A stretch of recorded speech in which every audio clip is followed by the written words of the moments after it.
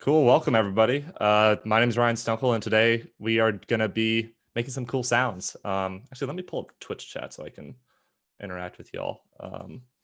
But yeah, so today, if you guys have been to previous PAXs, then you probably have seen me before doing the sound design live panel that we have.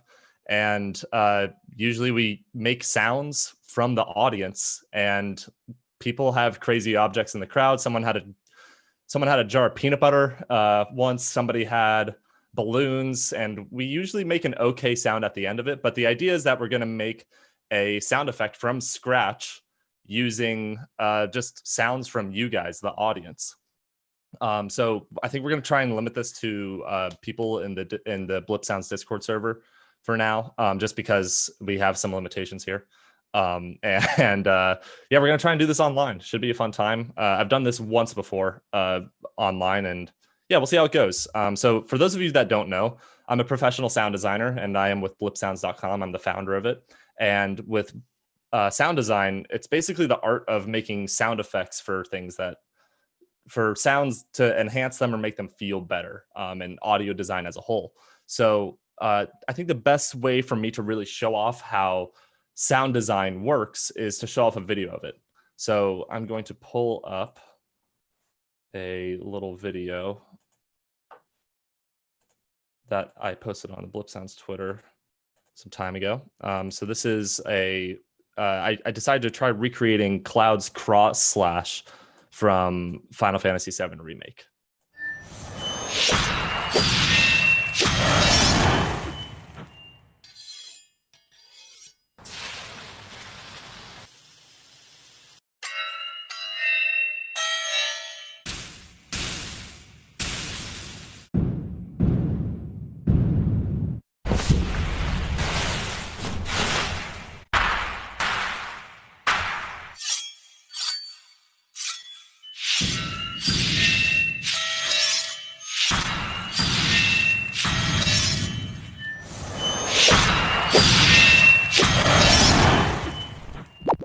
So yeah, that's basically the process of sound design. As you can see, the process of sound design involves recording sounds from scratch, making sound effects.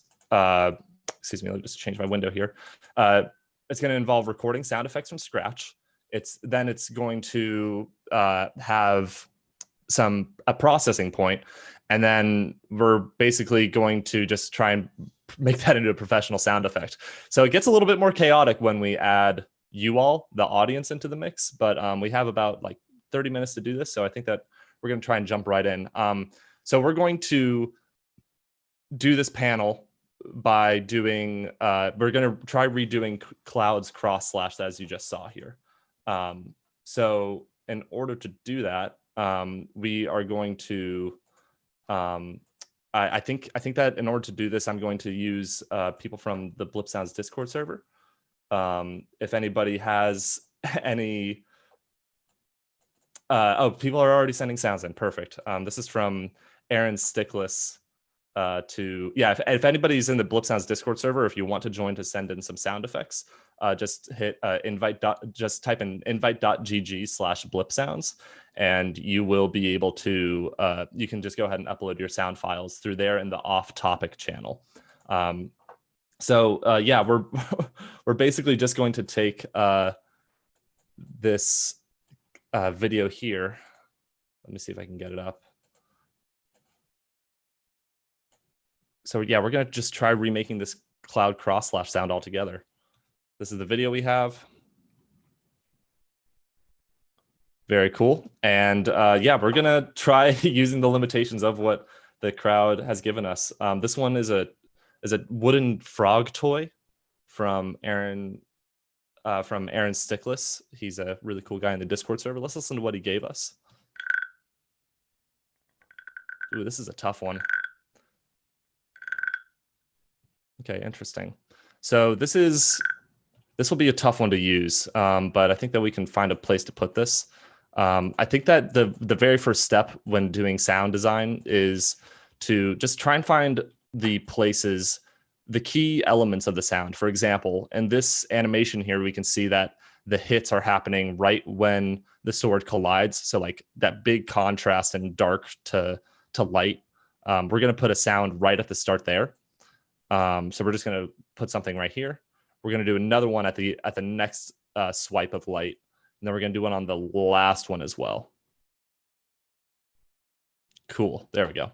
And while I'm doing some of this explaining as well, I think that the sounds that we're going to need are going to be a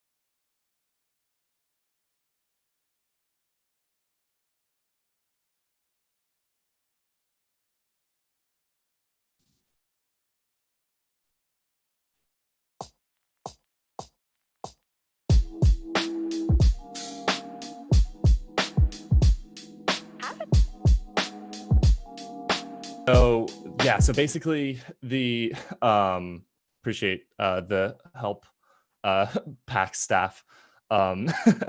So yeah, basically while I'm doing the sounds here, I think while I'm editing some of these sounds here, I think that the move is going to be to get a couple different source recordings. If you remember seeing the video, you could see that that there are some, we can use something called thematic sound design to kind of break down what we need in our sound effect.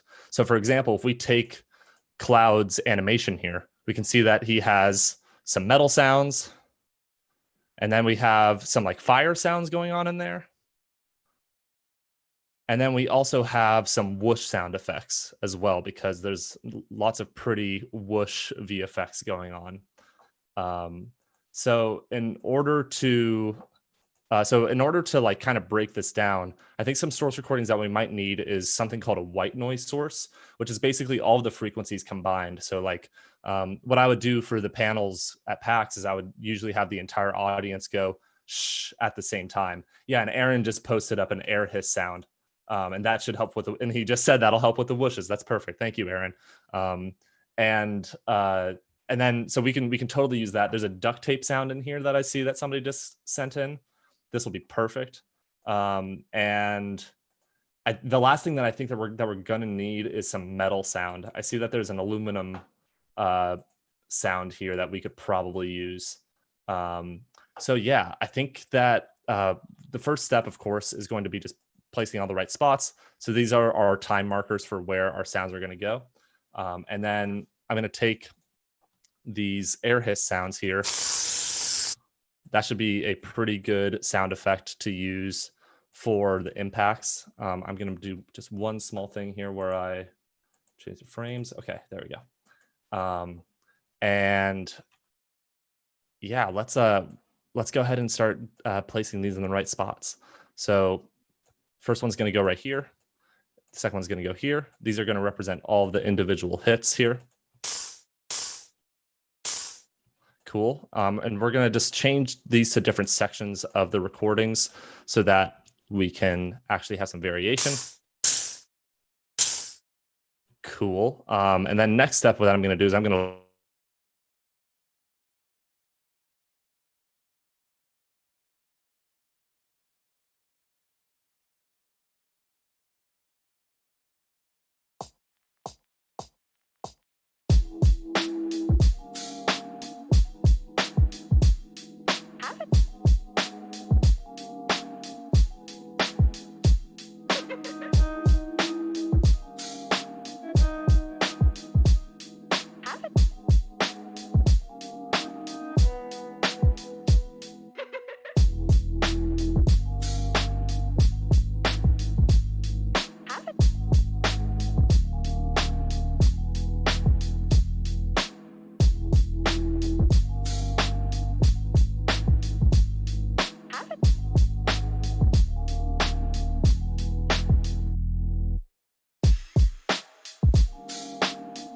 I wish I knew what was going on with my internet. It never goes out. I deeply apologize.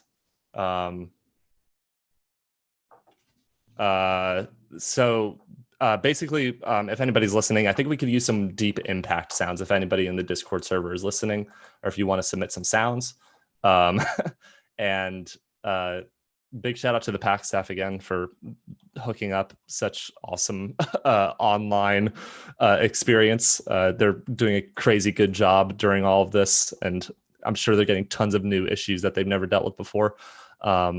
So in addition to these whoosh sounds, I think that we're also going to be getting, I think that we can also use, or in these impact sounds, we can also use this white noise for whooshes. So I'm going to take this here and I'm going to create a different envelope shape. So you can see that an impact sound is going to have a very like sort of, it's going to be a very abrupt and aggressive impact sound basically. So with that, we call this a fast attack. And the reason is because if we think of an envelope as the attack and the release, the attack being a slow or a fast volume over time, and the release is faster, slow volume on the end of the sound, then we can sort of shape our sound that way. For example, this sound has a fast attack and a slow release, while this sound has a slow release and a slow attack. And then a sound like this would have a fast release and a slow attack. So you can kind of get the idea for how we can shape our envelope to fit sounds differently. So with this being said, we want to have a whoosh with a slow attack and a relatively slow release building up to another sound with a fast attack and a slow release, otherwise known as an impact or a whoosh sound. So let's go ahead and just listen to all of this together. So that's going to be, doesn't sound great right now, but I think that we got some more impact sounds here from somebody in the Discord server. Thank you so much for taking part, everybody. And let's listen to how this sounds. Not bad. It sounds like, oh, there's a hydrophone recording. Cool. So this is actually a underwater microphone. Very... Am I frozen again? Oh, no, I'm not. Okay, you were just frozen.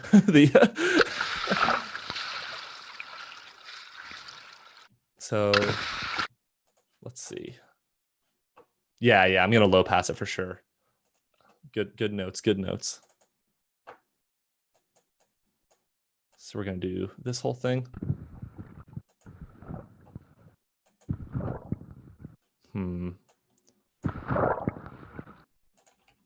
Could use something like this. I think an impact like this will be pretty good.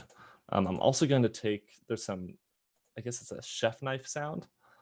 I'm going to go ahead and pop that in here and let's listen to that. Ooh, that's going to be beautiful. Those are some beautiful recordings. It's almost like the audience was prepared for this. I promise they weren't though. The Blip Sounds Discord server just has so many awesome people with so many awesome sounds. Cool. Let's so basically we just have these little like sliding sound effects, and I want to use this for the metal source recordings. So we can emphasize the whoosh sound effect with these metal slide recordings. And you can hear right here. And we're gonna just place these all right before every individual hit. And I want to talk a little bit about frequency spectrum. So if we go to our effects here and we go to an EQ, we can actually boost the higher frequencies and make these stand out a little bit more. And we can basically just boost the higher frequencies here. And we can also cut out the lower frequencies. And we can get some pretty cool sounds out of it. And that's just to kind of clean up the audio a little bit. Part of the work is involved in this is just cleaning up the audio and making sure that everything is well balanced and everything is just nice and clean, basically. Man, people are sending so many awesome things. We have it looks like an anvil impact. This should be pretty cool. Or let's put that on a new track, and something like that should work. Let's try and layer this in with the rest of the sounds. Like this. So the sound sounds pretty bad right now, but we will hopefully get to a point where the sound does come together. I think another thing that I want to add is a little bit of reverb. So I'm gonna use, this is a paid reverb. I usually don't like using reverbs that are paid, but it's just that the default plugins for Reaper are not very good. For those that don't know, this DAW that we're using is called Reaper, and basically in Reaper we can Reaper has like so many free plugins and assets that you can use that come with it to make your sound effects, and it's really just one of the best programs out there, and I can't recommend it enough. So if you want to get started with Reaper, if you want to get started with sound design, going to Reaper is an awesome way to get started. And we have some free course material on the Blip Sounds website to get started with, on blipsounds.com. So otherwise, though, you're going to hear right here how much reverb affects the sound here. I'm just going to do I'm going to just do a pretty simple reverb across all of these sounds here. It'll be a little bit messy, but I'm okay with that just because we're kind of testing things out for now. And I'm also going to take these whoosh sounds again, and I'm going to make sure that these are layered properly over different areas of the sound. So you can kind of hear how these impact, how the metal sliding sounds are coming together pretty nicely. I think that they just need to be a little bit of a lower pitch. So let's try that. And I think this is going to make it sound a little bit meatier and heavier. There we go. That sounds a lot better.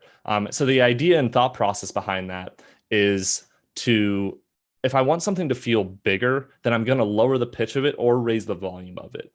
And essentially what I did was I just lowered the pitch by stretching it out here.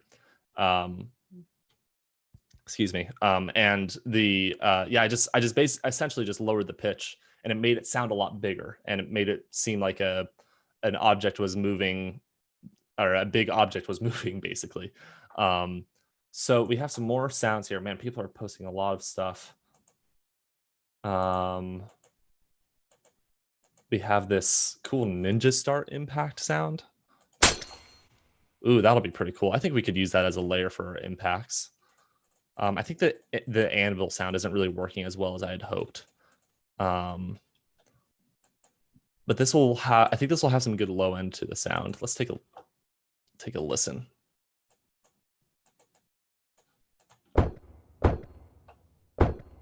Cool, that'll work pretty well. And in addition to that, I'm going to add something called a compressor. And we are going to do, I'm not going to explain any of this. Basically what's happening though is that the compressors are one of the most difficult things to explain, but essentially what it's doing is it's making everything sound a little bit more powerful. So the idea is that if we have a bunch of quiet sounds, we're making those quiet sounds louder. So for example, this is a representation of a sound over time.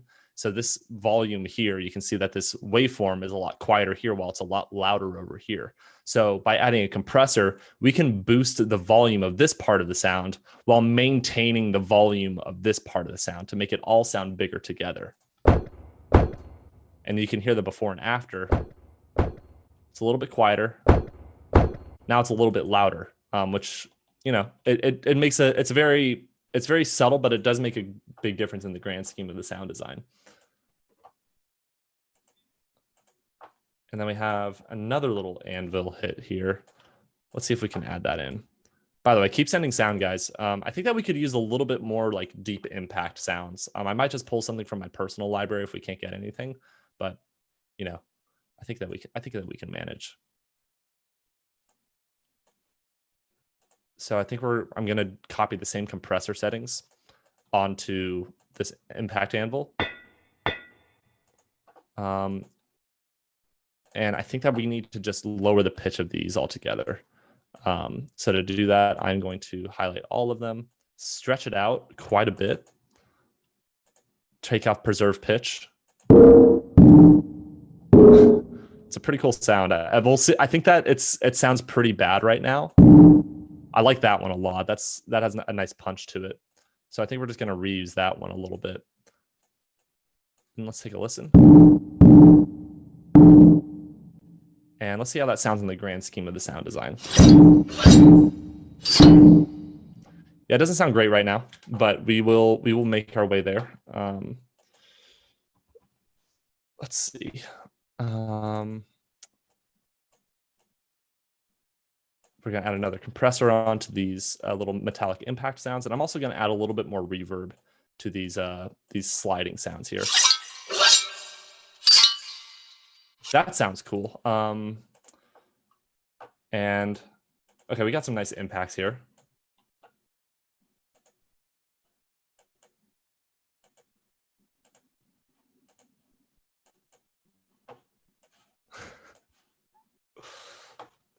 You said that there's some impacts? Oh, okay, I didn't see those, Aaron. Thank you.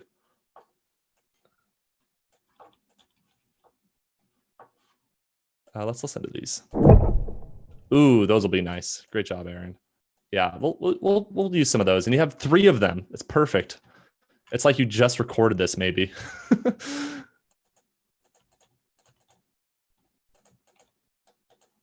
So we're gonna use these in the same exact location as here.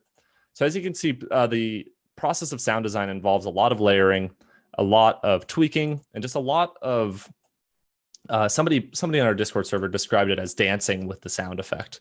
And you're kind of just taking tools that you have to your disposal, and you're just kind of seeing how a sound will sound when you when you just play with it enough. And at this point, the sound is, it's sounding okay right now. It's not to my best liking, but we also have a crazy limitation of making sure by using the the crowd or the audience here. I'm gonna try muting this. Nice. Okay, that sounds really nice. These metal impact sounds, or these anvil sounds, were pretty cool, but I don't think they're going to be working for us, unfortunately. Let's see what else anybody has posted up. I think that we could use some more white noise source recordings, personally. And I think that to describe white noise, a white noise source would be something similar to this whoosh sound that was sent in earlier. Something that has like a lot of frequency content to it, and something that we can use with to just kind of fill out the whoosh sounds a little bit more, and also fill out the impact sounds a little bit more. And actually, if anybody happens to have like any like paper crumbling sound, I think that would work pretty well. So go ahead and send them in. And for the time being, I'm going to actually show off how to get some white noise inside of Reaper.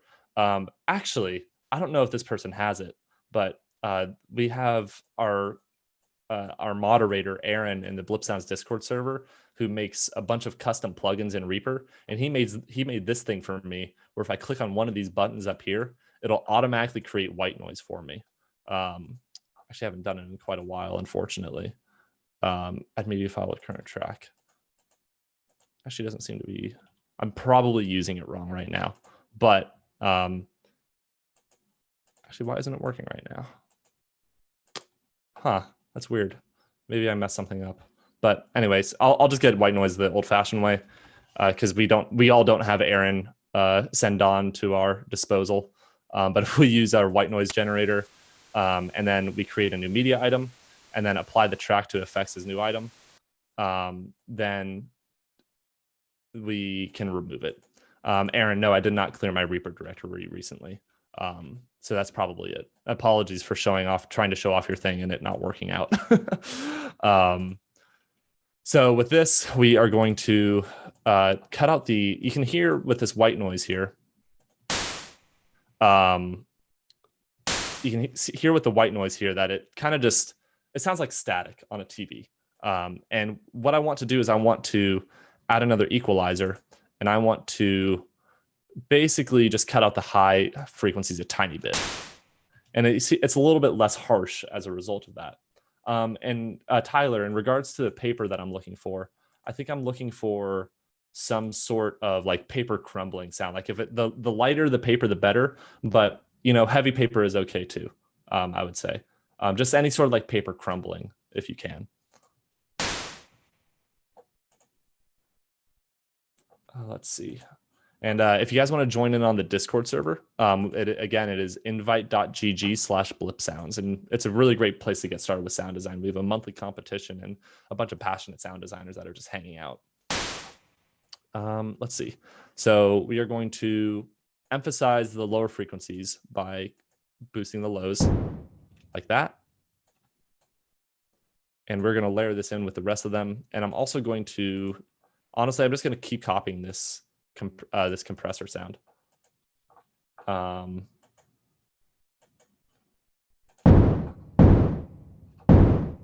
that'll work out pretty well, I think, for our sound. Let's listen to what we have so far.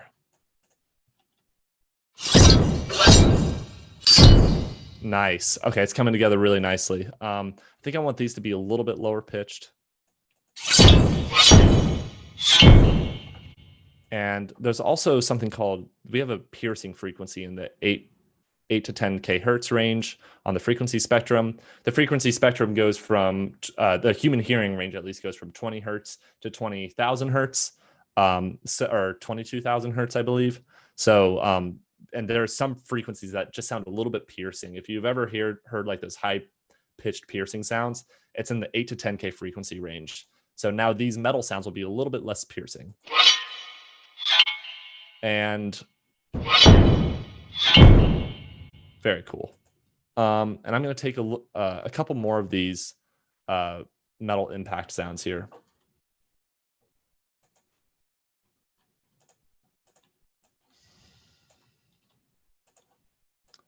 And let's take some of these and like have them go off into the sound after plays. I'm going to allow the lower frequencies to come back in here a little bit. Let's listen to the sound on its own. Nice. Ooh, that's a pretty sound. So I think that having a mix of lower frequencies and higher frequencies is pretty important for a sound effect. So in this part of the sound, you can hear that we have some lower frequencies. And in this part of the sound, we have some higher frequencies. And I think that's going to come together really nicely in the grand scheme of our sound effect. And let's just find one more spot with some clean higher frequencies. That's not quite what I'm looking for. I think right here would be good.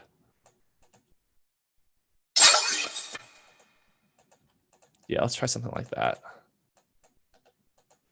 And I'm adding fades on here just to clean up the sound, because otherwise it'll sound a little bit messy if we were just to stop it abruptly. So by adding the fades, it just sounds a little bit more smooth and more like a whoosh sound effect.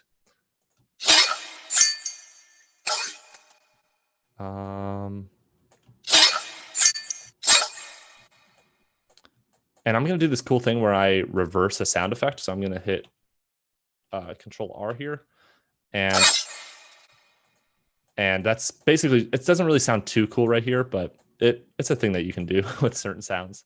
Actually, now that I think about it, those anvil sounds that we had before, I'm going to try adding it back in here, because I want to see what happens if we were to reverse this, actually. I think that in almost all sounds, it's very important to have an anticipatory sound effect. Every sound effect should tell a story. So if we hit reverse this, there we go. Nice. So that's the kind of sound I was looking for. You can hear how it sounds like a reverse cymbal kind of sound effect. And we're going to use this at the beginning for the start of the sound here. For when Cloud has his his blade. Nice, cool. And along with this, I'm going to take this hissing sound here. I think it's an air canister. Nice, sounding a lot better. Cool. Good stuff.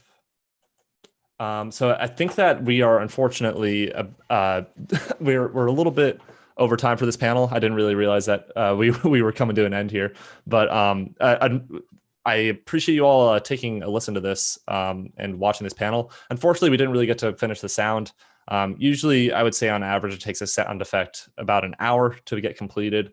But everybody, thank you so much for joining the this panel. Thank you so much for watching. I hope you all learned something. I know it wasn't a full, complete sound effect, but I think that it was a fun time anyways. But yeah, thank you so much for joining, everybody. And come join the Blip Sounds Discord server. There's a bunch of there's a whole community of sound designers there with over 1,000 of us. And you can join by going to invite.gg/blipsounds. Thanks for watching, everyone.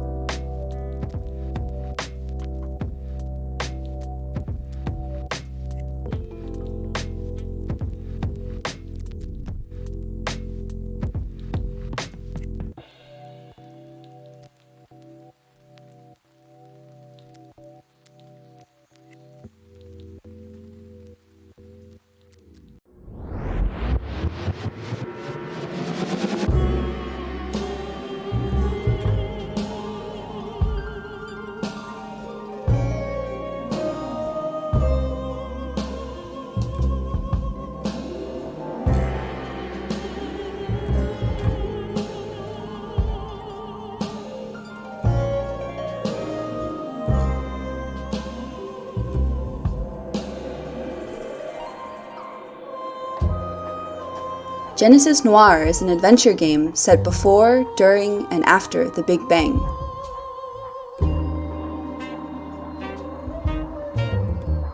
A cosmic gunshot aimed at the heart of a god rockets the universe into existence and must be undone. Explore the expanding universe to discover clues on how you might destroy the Big Bang and prevent this tragedy.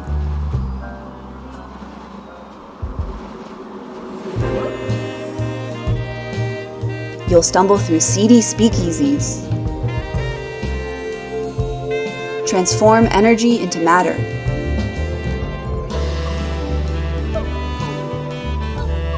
create far-out jazz duets,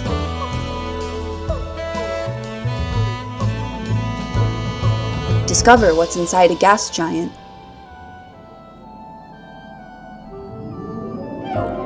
track animals through primeval woods,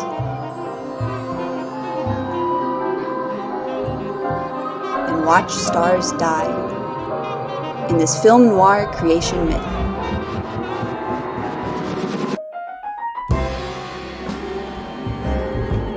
Learn more at genesisnoirgame.com and help destroy the universe.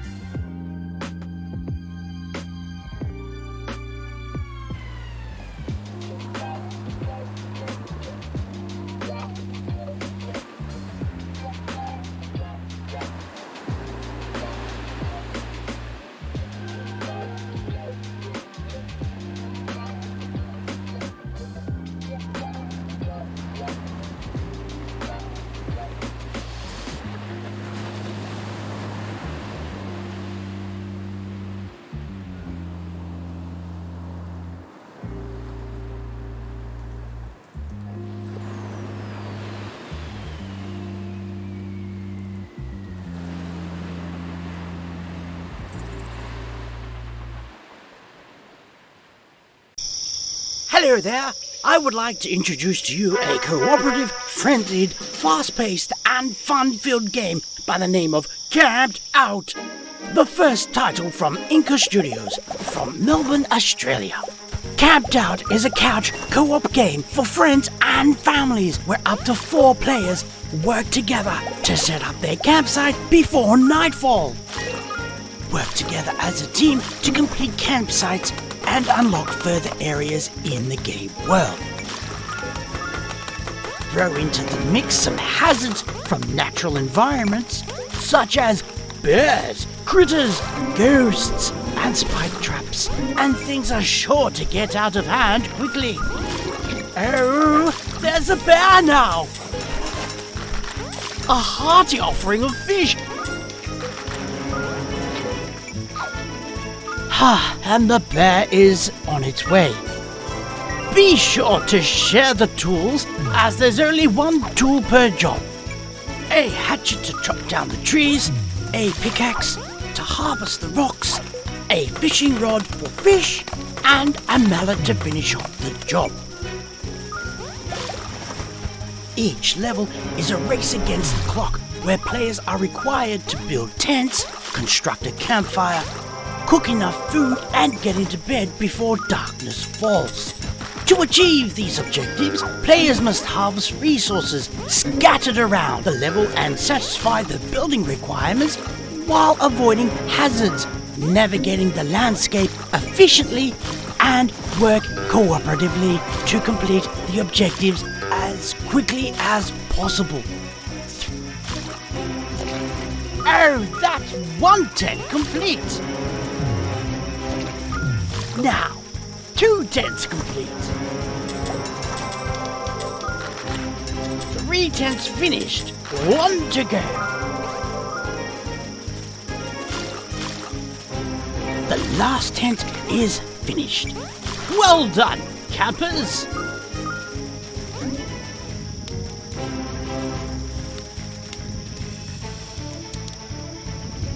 A straggler! Quick, get to bed before nightfall! Ha-ha! Success!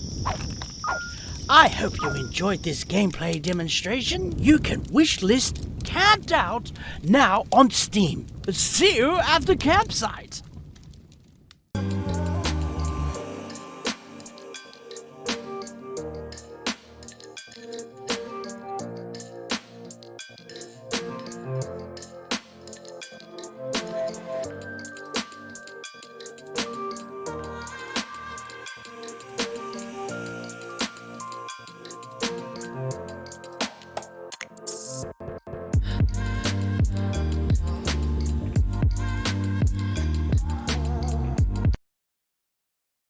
Jim Dark Magic is the wizard of Acquisitions Incorporated. He is, first and foremost, I would say, a stage magician. He's a performer. So the spells that he has tend not to be very useful. Not great for the rest of the party, just because I can't help a lot. I don't do a lot of damage. But I can make people invisible. I can make showers of sparks. There's a lot of exciting, crowd-thrilling spells that Jim can do. One of the things about Idle Champions is that all the characters have unique equipment, and so it was really important to go through Jim and think about what the unique things are, right? So he's got his wand holster and his twin wands. He's got his skull brooch, the cloak. So all the little pieces of Jim that you like are in there, and then now they've got stats and little stories and stuff. With Idle Champions, it was interesting because the characters in Idle Champions are designed to work together in teams. So, Rosie has a buff for all younger women who are in the party, right? There's these little things that help the rest of the group. And I wanted them to make sure that they understood that Jim did not help anyone else. So his abilities had to be things that would make him better, maybe even at the cost of the party. I made sure that Jim's ultimate would be completely useless, but incredibly flashy. I think it does a tiny bit of damage. It's mostly just sparks and showers of fire. It's fun to pretend to have that confidence. The new and improved Jim Dark Magic, played by Mike Krahulik.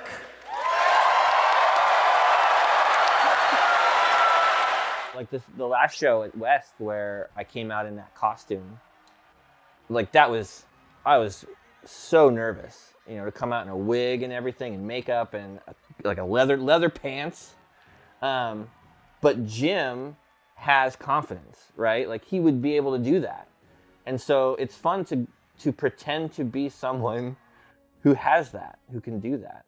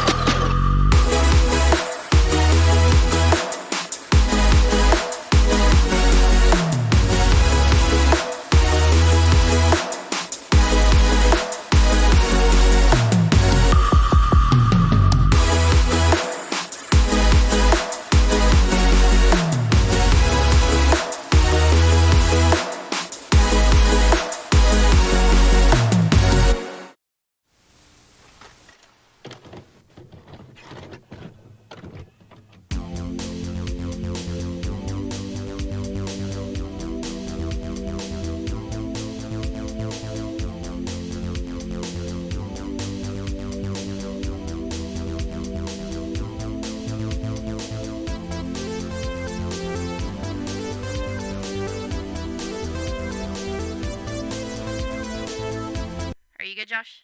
Okay, in 5, 4, 3, 2, 1.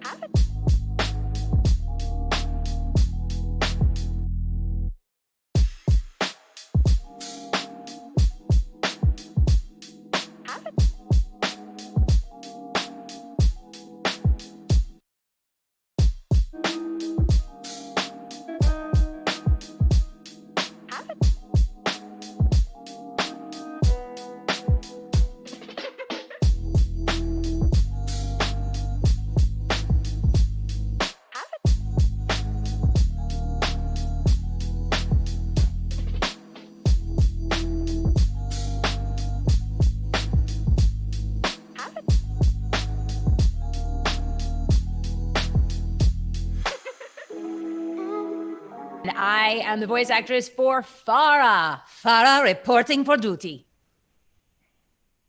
Dope.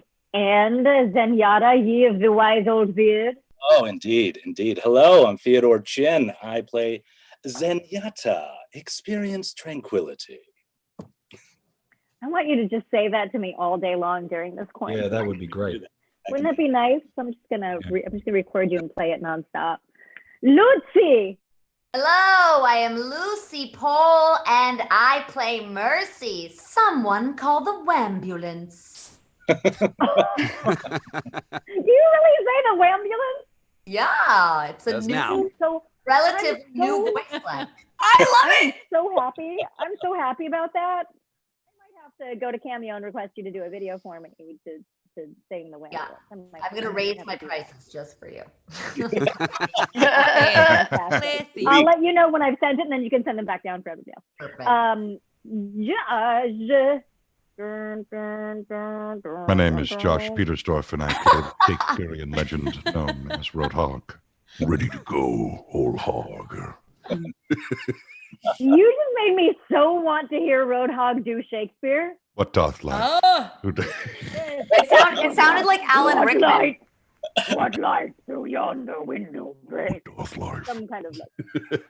Good morning. Good to see everybody. And Keith.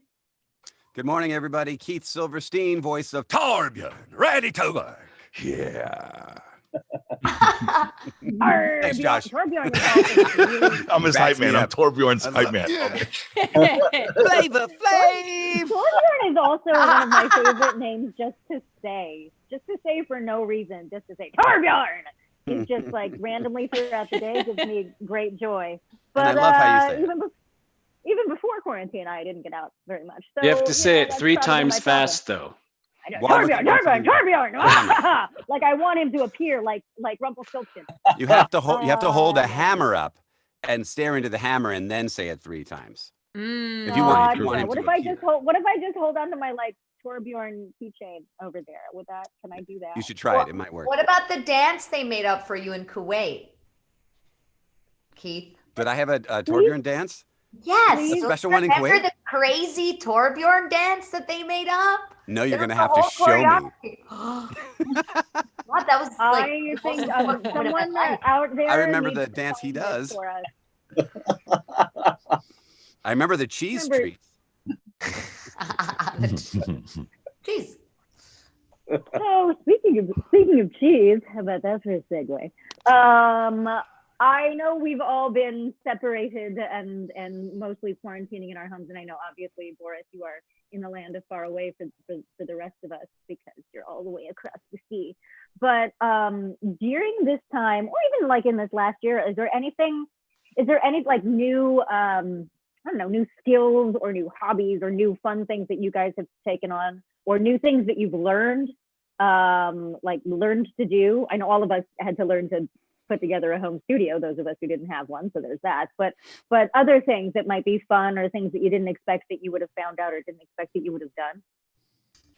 I started learning to play the guitar. I learned how to make banana bread out of quinoa flour, almond flour, regular flour, and whole wheat flour.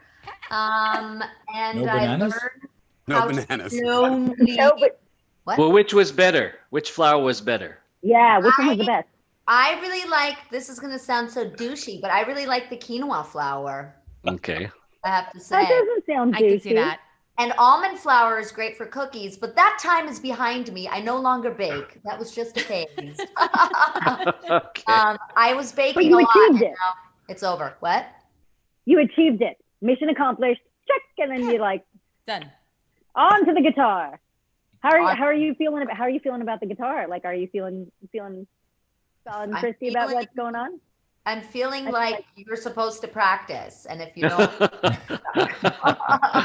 Yeah. Well, yeah. That's I started with "Wish You Were Here," Pink Floyd, and that was it during, like kind of the middle of the quarantine. And I would get to the part where it's like, how I wish you were here, and then I would just cry and it would make me feel so in touch with my rock star self. And then I smash the guitar, and then Excellent. Did you do like some? Did you do some Pete Townsend? You got to do some Pete Townsend windmills before you smash it. But yeah, that one and Redemption Song. Those are the two I know how to play now. Oh, and I learned that Redemption Song. He says triumphantly, and I always thought it was try home friendly, but it's actually triumphantly. Another thing I learned. Try home friendly. To know. Try home friendly. I love those moments when you have a lyric that you misunderstand. You guys remember that song with "Move Aside and Let the Man Go Through"? Let the man go through. Yeah. I have a friend who thought it was "Move aside and let the man go through." Let the man go through. So I'm like an idea of like a big walking mango, like walking through, like Mr. Peanut. Or like rock the Casbah, rock the cat box, rock the cat box. This so is many. My best friend from college. Hers was "Goodbye Yellow Brick Road," and it's that "Can't let me in your penthouse." She was convinced it's "Cat can't pee in the penthouse," and I'm like, dude, I mean, both of those cat are true. can't pee. Like, no, it's that. Yeah, Both of those are true, though. Both of those are accurate. The cat can't pee in the penthouse. it's true. The cat can't pee in the penthouse. Yeah. Okay, The classic song that Wait. "What a Fool Believes." For the longest time, no judgment, I was singing, "The white man has the power." I always thought it was "The white man has the power." There you go. I didn't judge it. I was like, no, he's right. Sure. Oh my goodness. Oh my God. Sorry to go on this lyric thing, but all Latinos thought that "This is the rhythm of the night." Oh yeah. They thought it said, "Are those Reeboks or are they Nikes?" Because in Spanish, it's just Nike. Esos son Reeboks o Nike. Oh yeah. So, things translate weird. And what are they? I think they're Asics, but yeah, sure. Pumas. Pumas. Yeah. BK Knights. I remember those. Remember those? I do. I think I was in high school when those came out. Oh my God. Boris, what have you been doing, learning, finding out over the last years? I know you've just released some information about a new project, so I don't know if that. Yeah. Well, no, that's it. I mean, I've been really lucky because I've just been busy.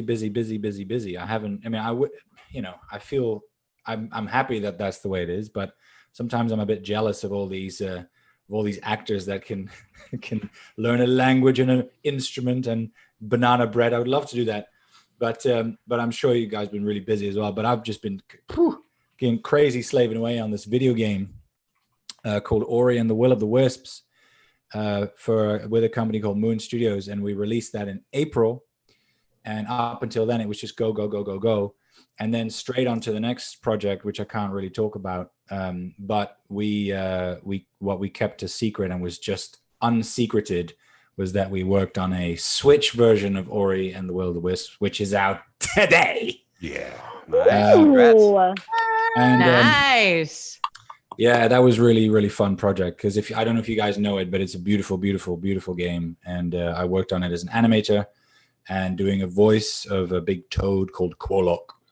And I was involved in the story department as well, developing kind of cinematics and the flow of the storytelling of the game.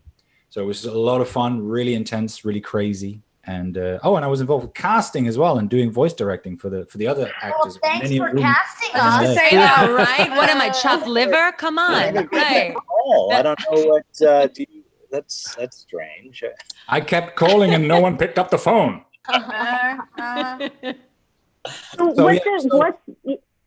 Haven't learned anything new. I'm sorry to say. I mean, kind of, practicing. But that in and of itself, I mean, I'm hoping everybody else is interested as I am, because we don't get to talk about this as much. Being someone who's on both sides or on like 7 different sides of this apparently septagon, what's it like doing all of those different things? You have to really compartmentalize. Okay, now I'm working on it just as the actor, or are you always thinking of it from all different angles while you're participating in those different things, like a producer, director, actor would do? Or how does that work for you? Well, it's just no sleep. no life, and just doing lots of doing. Yeah, sure. I mean, it wasn't. It wasn't quite as crazy as. I directed this kids TV series a couple of years ago, and I was so burnt out by it because as a director, you really do a little bit of everything. And then I wanted an easy job working from home, which is why I signed up for this one. And but when I really got my teeth sunk in, they asked me to do more and more and more and more, and I was happy to do it because I was so passionate about the project. And so it kind of came natural to just do a lot of different things. They allowed me to do it. They needed people to do it. It's a really interesting infrastructure they have at that studio where they allow everyone to kind of contribute what they will if they can, and everyone feeds in. So there's a hierarchy, but no one is like anyone's boss and like you do this and I'll do this. It's kind of everyone feeds into the project, and that was just So it was, I never took on more than I could chew, but it was always tight and always kind of going. There was always many fires to put out. Well, but Boris, it's kind of you're also learning to be a new dad. That's a huge job. Yeah. Yes. Oh yeah. I didn't learn anything. That's the biggest thing. That's the biggest thing. Yeah. Little Willow, I just showed her before the call started. She had her first birthday on Saturday, the 12th. Oh my God. So it's been the best year of my life and the craziest year of my life. And well, Josh is in the same boat, right? Yes. We got Willow and Sunny. We're now girl dads. Me and Boris are girl dads for the win.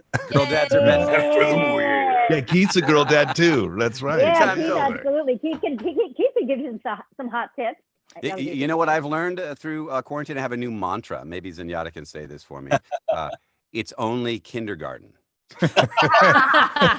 and that keeps me alive because I have to sit with my 5-year-old while she does her online class, which she usually doesn't she just wants to color and draw things and half listen to the teacher. And so when I find myself getting frustrated because I'm trying to make her focus and she's doing it a different way, or I say it's only kindergarten, like it's gonna be fine. Only kindergarten. We will get through this crazy 2020 year of remote school, and everything will be fine. At least wow. Say it again, Phil. At least they're not in high school. Oh. There you go. Yeah. There you go. That's so funny. Yeah. So, and my longstanding mantra along this vein has been like, children grow up in crack houses. He'll be fine. He'll be fine. Like this is always, I'm like, children grow up in crack house. He's going to be fine. So it's you know what? They're going to survive. Everyone's going to be okay with coronavirus. I was on the phone this morning with someone who was really worried about like middle school and kids falling behind and how are they going to do? And it's easier when they're younger. And I'm like, look, every child in the world is going to be struggling this year with school. Like everyone's going to get a little messed up this year. Yeah. Everyone's going to be fine. We're all going to be fine. We're all going to catch up. If there was a little bump this year, everyone will catch up and everyone will know, oh, how old were you in 2020? It's going to be fine. So don't worry, all the parents of the younger children, the kids will be fine. And they found life on Venus, so we can go there too. There's that too. Everyone's going to be fine. I'm seeing Crispin's face as that happens, and I'm just moving. Our resident astronomy expert. Tell us about the discoveries on Venus, Crispin. Tell us. It was like, it was you, wasn't it? You found the life. Yeah. I mean, if you like breathing acid, by all means, move to Venus. Sounds like a fabulous place to be. Breathing it. It does live in the feel like clouds, a Crispin. You have to live in the slightly clouds. uninhabitable atmosphere, just slightly. I think you're better off on the We live in moon. New York, okay? We breathe acid every day. True. We're ready It's true. ready for the clouds of Venus. Los Angeles would agree with you right now. We've been breathing acid for the past about week and a half as well. So, oh my gosh, A little bit of breathing something. the smoke. And we're sharing it with the world. Yes. You're welcome, world. Have some Canada, have some Idaho. Enjoy our smog and Yes. pollution. It's Like going to to have Europe. some It's gone Japan. to Europe. Have some Europe. Yeah. I want to let us get to some of these fan questions that are coming in hot. I was gonna say hot and heavy. They're not coming in hot and heavy, but they are coming in fast and furious. This is interesting. What do you guys feel, if anything, is the unifying trait for all great voice actors? Do you have any Commitment. You're the newest to our merry band, and so I'm interested in hearing what you think, like especially coming into this gang of weirdos that we are. Do you feel like there is Jeannie? Yes. Do you feel like, did you have a favorite great voice actor, and what do you feel like is the unifying trait among all of them? I don't know if I have a favorite voice actor. I just love voices. I love languages. I love people communicating and using their entire body as the instrument. But I think it actually, Caro just said it, commitment. It's huge. And one thing I do want to say about voice acting is that this is like my first big gig. It's so huge. It was so unexpected. There's a part of me that felt like, wow, there are so many voice actors out there. They're brilliant. There are people who are just, they're so in it. They're so dedicated. And I do multiple things. So in some ways I'm like, I'm not worthy. There are people who are slogging their guts to, and they're practicing, they're taking care of their voice. But I think if you just love sharing story, and you love using the instrument, I think that's what we all love doing. We all love telling story in our own unique or made up kind of way. So that's what I feel about voice. I know that everybody has a different approach to it, and I'm just in awe of all of you, so I really do feel like I'm not worthy, but at the same time I'm very happy to accept the invitation and to be here with you all. So that's my nugget of my experience. Well, you're very worthy because you kill Echo. Yes, Kristen.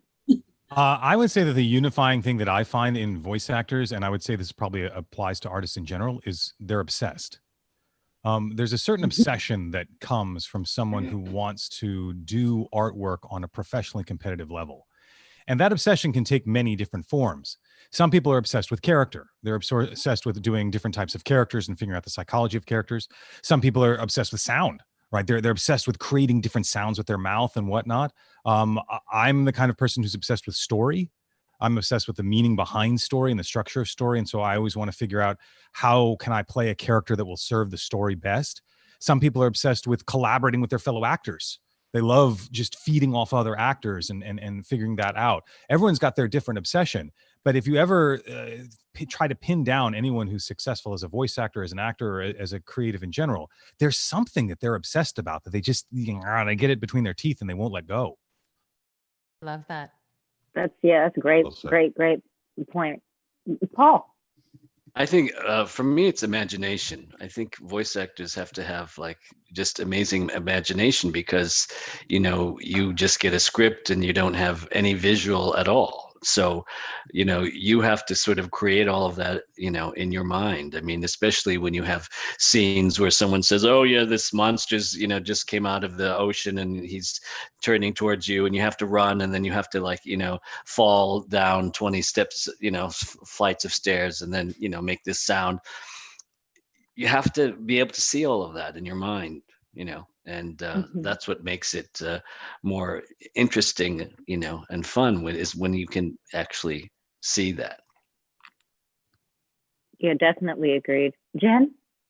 I always think that the common denominator is voice actors have to be good listeners. And I think in general, whether you're a voice actor for games or for animation or for commercials, you have to be good at listening to the group that you're in. You have to be listening for timing. You have to take direction well. You have to, if there's source material, you have to listen to that. If there are questions being asked of you that you're responding to, you have to hear questions. I feel like being a deep, interested, curious listener is what makes you a good voice actor. And every good voice actor, a successful voice actor I know, really listens well. Sorry, what did you say? Someone had to do it. It had to be the comedian. Good. Someone had And I to step in. suppose, Thank you for doing that for. No, we depend on you for that. I suppose as well, the ability to think on your feet, right? That kind of feeds into what Jen's saying, that very often with voiceover gigs, with regular like film and television jobs, you get a script a while in advance, and you get to learn your lines, and you even get to talk to people about it, probably maybe rehearse a little bit. And so when you do the thing on the day, you got a pretty good idea of what's going on.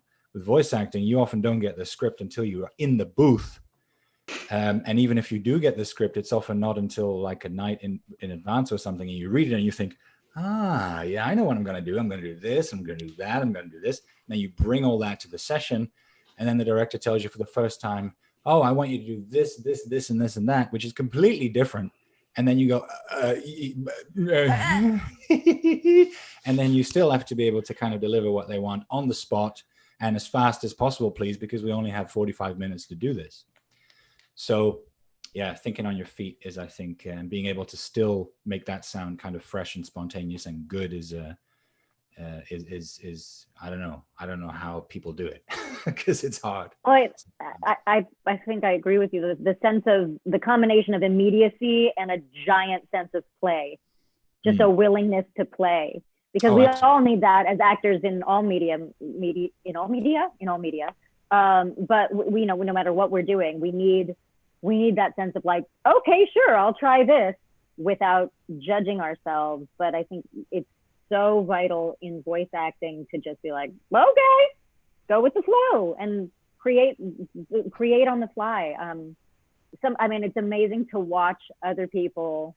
It's amazing to watch some of the folks, especially like a lot of the folks in this cast, to watch them do that in other sessions and stuff. I know Carolina's had the same experience being able to watch Fred just kind of like, and Darren DePaul. Fred it up. And Darren, oh God, yeah, both of them. And just kind of like watch them just come up with 20 different characters and voices on the fly. They're so completely different. And it's really fun to watch everybody doing that. Someone wants to know, what is your process for developing a new voice for a new character? Do you feel comfortable embodying that character anytime, anywhere? Does anyone have a specific process or a process that they use regularly or anything like that? Crispin. Yeah, sure. My goal is always to try to find the psychological center of the character. I think a lot of times when people think about voice acting, they think it's about finding some sort of funny voice for the character. But if you try to do some vocal pyrotechnics for a character, that's like the sauce you're putting on something, and there's no amount of ketchup that will make up for bad acting. Like you actually have to have the psychological center of the character underneath, and then you can put some sauce on it if you want. So people think, oh, like my Winston voice, I just came up with a big rough voice. Well, if I just did that, it would sound dumb. Like I have to know where the psychology of the character is coming from. And usually when I'm trying to help my students figure out the psychology of a character, the two big questions that I like to make them answer is, what is a character obsessed with, and what were they hurt by? And usually those two are connected, right? Like what's their main sort of damage, and what are they obsessed with? And the two often relate, and that can give you a good starting point about trying to figure out where the character comes from. And then as a voice actor, I think it's far more important to be the actor of 1,000 psychologies than the actor of 1,000 voices, because it's the psychology that will actually make the character different. Like when they used to, before we lost Joe Alasky, who used to do the voice of Daffy Duck, they would ask Joe, can you do Daffy Duck for us? And he would say, which one, 30s, 40s, or 50s Daffy? Like he had so tuned Daffy Duck's voice in to the psychology of how Daffy Duck was with Tex Avery or Friz Freleng or Chuck Jones or different directors, that he could dial in the psychology of that character that specifically, even though we all supposedly know what Daffy Duck sounds like. So that's usually what I'm looking for, is trying to find that psychological center of the character. And then the sauce or the tone comes later. Wow. I'm going to go You just made me feel now. Yeah, well, no, I love that. It made me feel so much better, because honestly, I never think of myself as someone who has a million different voices. And like many of the rest of us, I came to this more from either a stage acting or a film acting or whatever before we came to this. And all acting that's where you start, right? You have to start on the side with the character before you figure out how that is expressed into the world. So it just made me feel better about my own career. Thanks, Christy. I love that. Crispin, I feel like you're the Lee Strasberg school of voice acting, and I'm the Stella Adler school of voice acting. Because while I love paying attention to, I mean, obviously you have to know what motivates you and what your motives are. But the first thing that I pay attention to is how do they stand? What are they wearing? Where do they breathe? How are they physically built? And so the first thing that I do is I find out, well, first their name, because whoever named the character, like names are very revealing. Then I love to see a drawing. And if I don't, a drawing is really great. That's like the first clue, because then I can get into a posture, I can get into a stance, depending on how they garb themselves or what their skin is made of or what their mouth is shaped like. That's going to determine so much of what their voice is going to sound like. And then once I have that stuff down is when I'll start looking at what motivates them, because it's all sort of, for me, encapsulated in what their package looks like.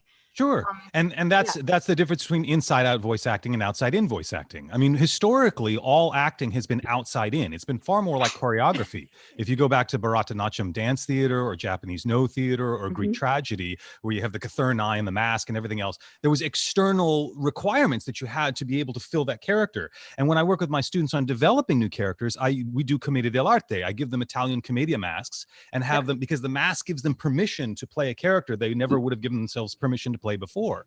It's only in the 20th century with the invention of film that we have this sort of inside out obsession with figuring out the psychology of the character.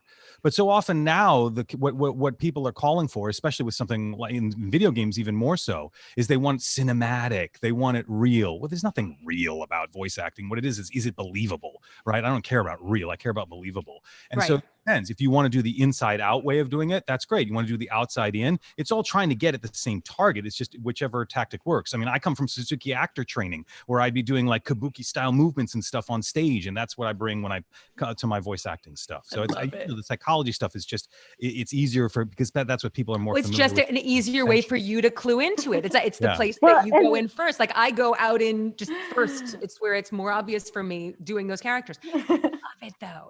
And I think that's also a great answer to this question too, is that every actor finds their own way in, and you learn what your process is through doing. And some of us don't have a specific process for all things. You just have a big toolbox and you just say, okay, well, what's appropriate for this particular project, for this particular medium, for this particular character, for whatever you're working on, or what's appropriate for where I am today as a human being and as an actor, right? We use different tools for different circumstances. So the fact that there's an outside in and there's you could do inside out, you could do outside in, upward, downward, diagonal, I don't know, all the different things. I think that it's nice that we all have those options. Did anybody else have any specifics or things that they add to that? Any ways in? Well, I think part of it is just like I've said this a lot, is just talking to yourself, if I'm driving and I'm listening to NPR and there's like, we are interviewing now live from, Lebanon. This is what is happening. Like my Arabic accent isn't perfect, but I'll start like imitating or repeating what they're saying just to get into how does it roll off your tongue? And so I'm constantly just imitating things I see in movies, or like when I was watching Money Heist. It's awesome that Tokyo is always narrating, because then I really Tokyo is you. I still say Tokyo is you. Well, I want to be her. 5 seconds of watching that. That's you. Sorry. But no, so it was really great because she narrates, and so the whole time she's like, and I'm like, oh, that's how you do it. So I'm trying to learn a Castilian accent. So I feel like practicing stuff, we can't just leave it here. It's got to roll off our tongue, or else it's just this like imagination thing that doesn't exist, and we got to ground it. So practice. I'm a big believer in intuition too, like what sort of your first impulse is, and to listen to that and trust it and go with it, and then book 0 job.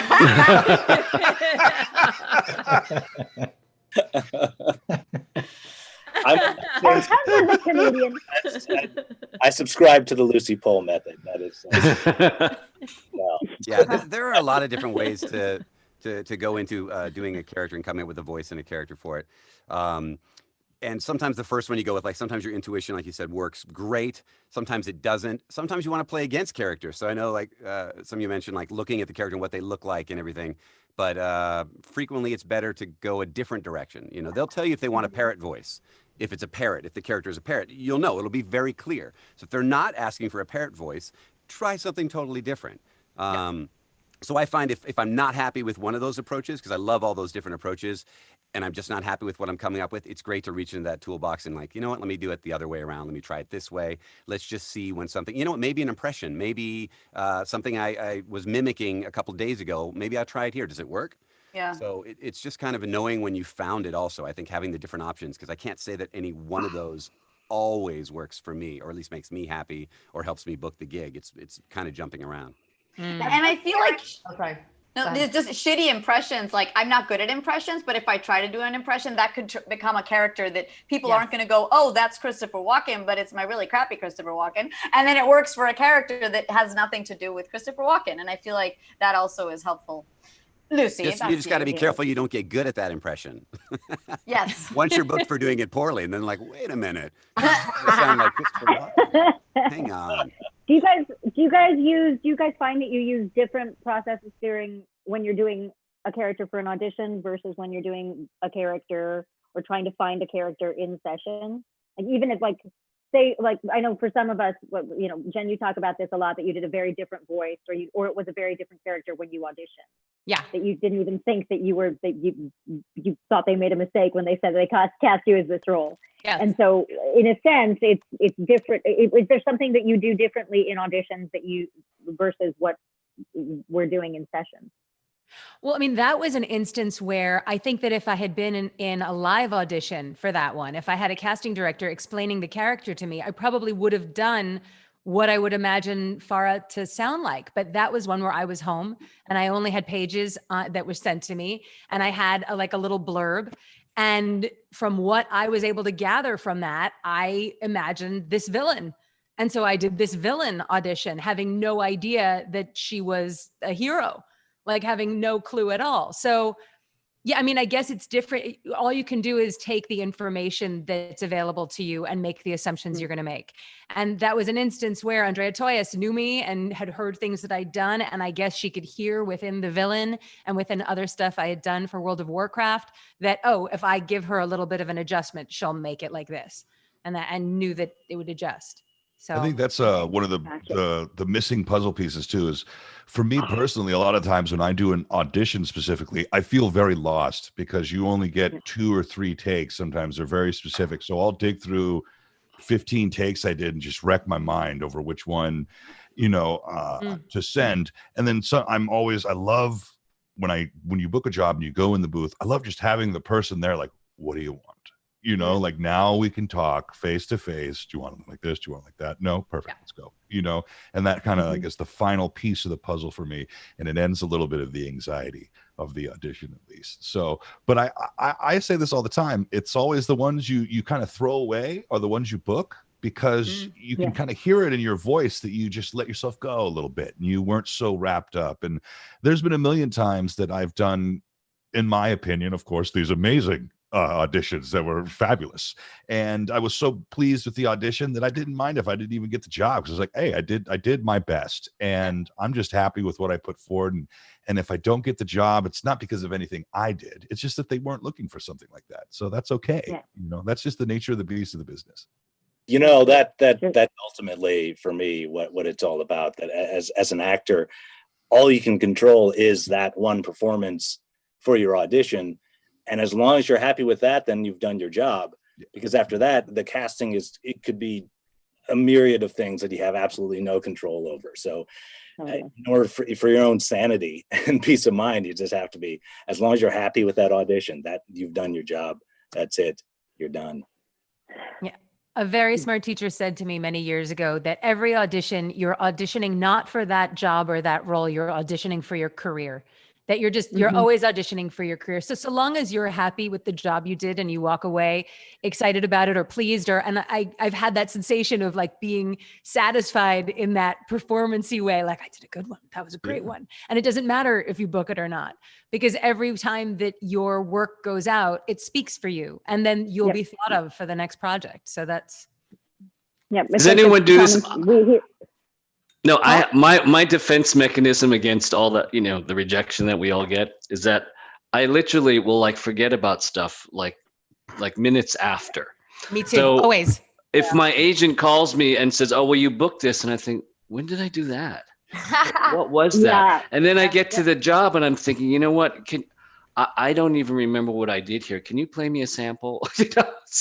Yeah. But With voiceover auditions, especially, the same way, Paul. Yeah. Theo, what were you gonna say? I do that too, but I think it's just I have memory problems. Theo just gets so many auditions he can't possibly remember. That's where am I? We're in Overwatch together, Theo. What was that? Yeah. Sorry, he Well, also he just voiced somebody in Mulan, so excuse me.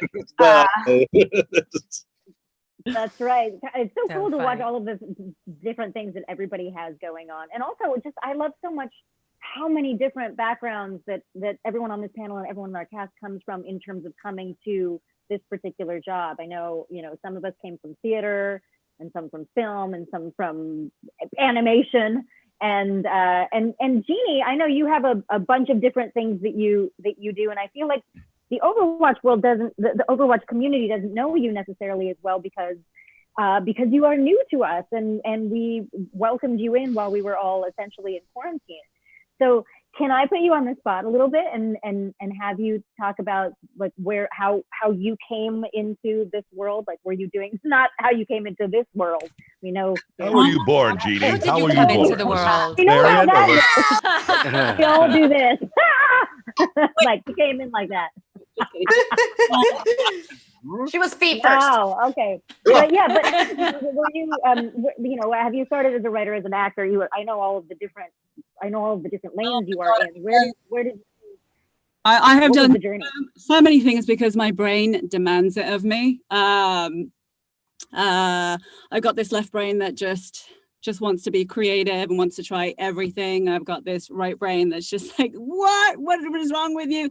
So I a lot of the time it was really hard for me to concentrate on one thing. And as much as I see, some people have a straight arrow and they know what they want to do, I felt like I knew what I wanted to do, but I got distracted with like, oh, shiny things, I'm going to become an artist. And so I went to and then I ended up as a makeup artist. So I ended up on set because my art skills took me to makeup, and then someone saw me on set and I ended up auditioning for a role and felt like, wow, I don't have the tools to become an actor. So now I'm going to go and study to become an actor. And so then I studied to become an actor. And meanwhile, I'm writing because I felt like I don't see anybody telling the stories that I really connect with. So I started writing, and that's where my heart is. I love human stories. Just talking about listening to Crispin, I'm all about dissecting character. I want to know what your fears are, what you need, what are you moving towards, what are you moving away from, your whys, your patterns. I love that. And so when it came to voiceover, I'm a Brit in LA, and you get a lot of people going, "Oh, I love the way that you sound. Oh, that's fantastic." I want to know who's talking to you like that. Oh, I hello, love the way you Sailor. sound. Nice British girl. Somebody in LA is talking to you like that. Exactly. Twisting them. The Some of my cigarette. Virginia Hey, Slim. baby. Hey, baby. They were terribly evil people. So, I thought, well, yeah, my voice is my voice. We've all got something unique going on. I love doing accents. I love the British Isles accents because I am British born Chinese, Vietnamese. But so like Carol was saying, I love to just listen to like, oh, that's really cool how this Ethiopian woman is speaking English and like Castilian Spanish or Vietnamese, So I love just the sounds of human beings. And And so I thought, well, I'm going to make a reel. I'm going to try this. As actors, we have to make a living, and it's not always consistent, especially if you haven't made it. I know some of us have worked in restaurants or done catering gigs and tutoring children, and so it was just something like, what else can I do that's still creative, that still allows me to tell a story of another human being, not necessarily on camera, and that's totally fine. And so I made a reel. I just went online, I looked at lots of resources, I listened to lots of interesting voices, and also what was in my wheelhouse. I wanted to be authentic to what was within my range. I don't have a huge range. I don't have like a higher range voice. I can go quite deep, but so just knowing what I was capable of at that time, I created a reel, and I was really fortunate. I had a friend who was at Vox here in LA, and she was really, really gracious, and she walked my reel in to Tom Lawless and at the time I think it was Alyssa Weisberg, and they were really great. They were very open about it. And I remember sitting there just thinking, this is just opportunity, and hopefully I've done enough work for that opportunity to meet. Hopefully I've done enough work to meet that opportunity, and so they took me on. At 3 years, it took me 3 years to book Overwatch. So in that 3-year time, still getting rejection from on camera, still writing and fulfilling my sole passion. And feeling like, God, I don't know if I'm cut out for this. I'm doing these auditions. I think my setup maybe isn't good enough. What's going on here? And then when it came to Overwatch, I remember going into the booth, and I rented a half an hour time over at Voice Tracks West, and Art Butler directed me. He was a session engineer, and he was just like, just throw it away. Just do what feels natural to you. Blizzard loves they listen for the person. They're listening for the real person in there, even though you can create character. So let's just have a go at this robot who's not a robot, but who is a robot, but don't play her like a robot, So I, it's like, ooh, too much direction. So I just dug deep into who I was, with the givens of the fact that, the breakdown of who they told me she was. And then I let it go, because I'd already had 3 years of feeling like, I don't know what I'm doing. I feel terrible, and just flogging myself. And that gift of letting go of, the pressure, let somebody else decide whether you're good enough. You do a good job. You feel good about it. And that's exactly how I felt. I walked out of the booth thinking, that was such a good experience, and it was worth it. And even if I don't, oh wow, it adds to my that nugget of gold. Right. And that speaks very similarly to what Theo was talking about, that you have to find some way, we have to find some way as actors to be satisfied with the experience of the audition, or to be satisfied with that being that unique experience, and then the booking of the job is a completely different thing. And do you guys find, I'm curious, was there ever with any of you some big risk you took career-wise, whether in an audition or at a job or in your career in general, just some big, huge risk that you took that, or what felt like a big, huge risk that you took that then surprised you, like something particularly scary that you had to do, but then surprised you on the other side? Headshots. As an actor. Your headshots were scary? My headshots, the only reason I moved to Los Angeles trying to become a voice actor, and when I told the story I think the other day a little bit, but I'll quick recap. Basically, my first and only headshots that I've had professionally done were for a job at Universal Studios when I have the honor of portraying Optimus Prime and Megatron in the live meet and greet, and so that automatically kind of gave me a nice daily gratification of meeting children and doing that. But that was something stepping out of the comfort zone, because I'd never done anything like that, and doing an improv something like that. And that was something that when I spoke to Andrea Toyas when I was recording Roadhog, we really bonded over that, and we really got a really cool conversation going about how it was one of my favorite, most rewarding parts of the job is being able to tell children how brave they are and how proud I am of them and how smart and strong they are, because maybe they don't hear that enough. And the kids of our world need to know that they're amazing young children. They need to know that they can do anything they want. Optimus thinks you're amazing. And if I went to see a theme park, the first thing I thought is, what would I want to see? And I'd be like, I want him to blow my mind. I want him to tell me that I looked at my satellites tonight and I saw you driving here and you used an eco-friendly car and I couldn't be more proud. Like, you know what I mean? Like stuff like that. So for me, that was a little bit of it helped a lot. You know what I mean? It helped it was a great confidence booster going into, because it's a brutal world, voice acting. You know what I mean? You hear no a lot more than you hear yes. So, you know, just keeping the faith within and keeping your own fire and your inner fire built, like Jeannie said, you are worth it and you are amazing. So dig deep and find what makes you, you.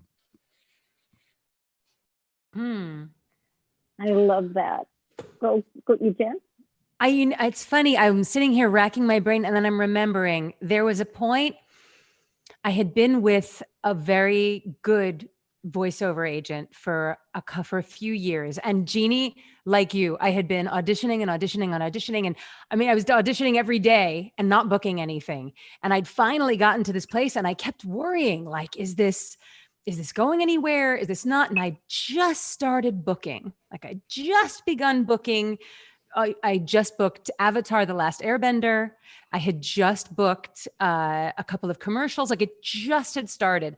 And a few casting directors started saying to me that I should be at a different agency. They started saying, oh, you really should be somewhere else. And now, mind you, these agents had just invested years into me. And meanwhile, I'm hearing this from casting directors. And it happened enough times that I went in and sat down with my agent and said, this is what these casting directors are saying to me. What do you think? And he kind of shrugged and like didn't say anything. Well, then I heard it more. And I went in a second time and I said, look, I don't know what to do with this. Like, what do I say? Like, this is what they're saying to me. And he said, why don't you look around?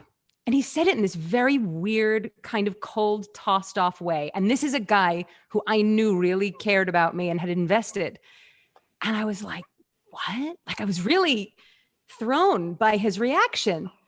And I was like, oh my God, did I put my foot in it for saying something? He's, why don't you look around? So this happened right before I was going away on a trip. And I went on the trip, and while I was away, I sort of got to unplug and think for a little bit.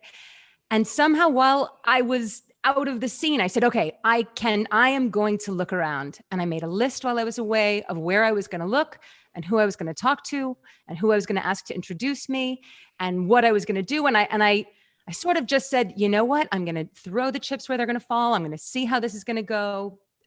It must be time for me to move on. I got back. I started making phone calls to meet people. And the next day, my agency announced that they were closing their commercial division. And so he obviously couldn't tell me, but he knew what was coming down the pike. He wanted me to wrap my head around it. And I was the first person out of that agency who had appointments all over town. And so then I got to pick where I was going to go from there, but I was ready. Like, other people sort of scrambled when it happened and had an extra month of trying to figure it out and figure out where they'd fall. But his reaction and my taking the risk and then my getting myself set up for it really set me up to succeed and to have my pick of the litter of where to go from there. And I've been with the same agency from that switch for 15 years now. So I remember that was a moment. I was like, oh my gosh, did I screw up? And no, it was great. And he actually did me a favor. Oh, you're muted, Angelina. Yeah. Kristen? Oh, yeah. I mean, I was working as a theater actor. I mean, I'd grown up wanting to basically be Gene Kelly. I wanted to be a actor, singer, dancer, and went off to New York to go to grad school. And right after grad school, booked a part on a Broadway show and was working, Broadway regionally, off Broadway, whatnot. And then, but I'd always been fascinated with Japanese animation. I'd grown up watching anime and had been really passionate about it. And a friend of mine put me in touch with studios, and I started dubbing some Japanese animation in New York while I was doing theater. And I found myself getting more excited about working on Japanese animation and working in animation than I was about being on Broadway. And I was like, whoa, what's going on here? Right. And so then okay, I have to make this decision. I guess I need to follow this voice acting thing more fully. And New York's probably not the best place for it. I should probably move to LA. So I moved to LA, and my mom was like, do you have a job lined up yet? And I'm like, Mom, it doesn't really work like that. And so I Your come mom out to, and my parents hang out. They I know, must. right? And so I got out to LA, and I booked two really big roles. I booked the villain in the Cowboy Bebop movie, and I booked a role in the 4th season of Digimon as one of the main characters, and I got fired from both of them. Because fired. I got let go from both jobs because my skills were not good enough yet. They've been really good in the New York environment, but when I'd come to LA, I was playing in a different league, and I just was not up to speed with the LA things. In Cowboy Bebop, it was partly because I was miscast. I'm like 10 years younger than the rest of the voice cast, and I was playing a character that needed to be a tank, that needed to be really big, and I just didn't sound heavy enough. And then with Digimon, I just wasn't up to speed. And then I was like, heartbroken. What the hell? I've come out here to do this, and I get fired from two really high profile jobs that I was really excited about. I was like, okay, back to basics. What do I got to do? And for like the next 6 months, I'm taking classes and I'm working with people that I've met in the industry and trying to figure out how to do it.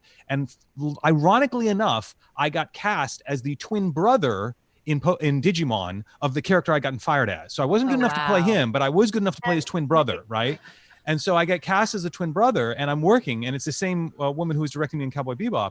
And I said, ooh, I think I figured out how to do that tank character in Bebop. And I did the voice just randomly for her. And she's like, that's it. How come you couldn't do that 6 months ago? And I was like, I don't know. I just wasn't ready. Like I hadn't gotten up to speed, but now I'm there. So yeah, sometimes it's when we get our butt handed to us that we have to sort of recreate and figure out what we've got to do to get to the next level. That is so true. So true. Paul, do you find, because I know you too come from a Broadway background and a theater background, do you find that there is a lot of, do you find that there are things from the theater that you would take with you into voice acting? Like I know for me, it definitely feels like the vocal training that we got becoming theater actors is super helpful endurance wise. Do you feel like there's anything else crossover that helped out? Or that yeah, I mean, I think the energy level that is required, to be on stage, that kind of intensity of energy and intensity of vocal projection, I mean, I think definitely has helped in terms of, doing voiceovers, because I think you can, because you're in front of a mic, and because you are in a booth, you can kind of start feeling like, oh, well, I don't want to be too big here, or I don't want to be, you have a tendency to try to make yourself a little bit, smaller. But, working on stage, it's like, that's the energy level that you have to have all the time, So, and it gives you a place of where to go, that you have a bigger range, of so, I mean, I think that's helped tremendously, in terms of doing theater, 8 shows a week, Right. Yeah. This is going to be a terrible segue, but I gotta go straight to some fan questions, because I've been asking all these questions that I want to hear your answers to. I gotta actually ask questions that the people want to hear the answers to. You mean there are people watching? There are people watching, you guys. They're watching our hang. If you could direct an animated short of your character, what would it be about?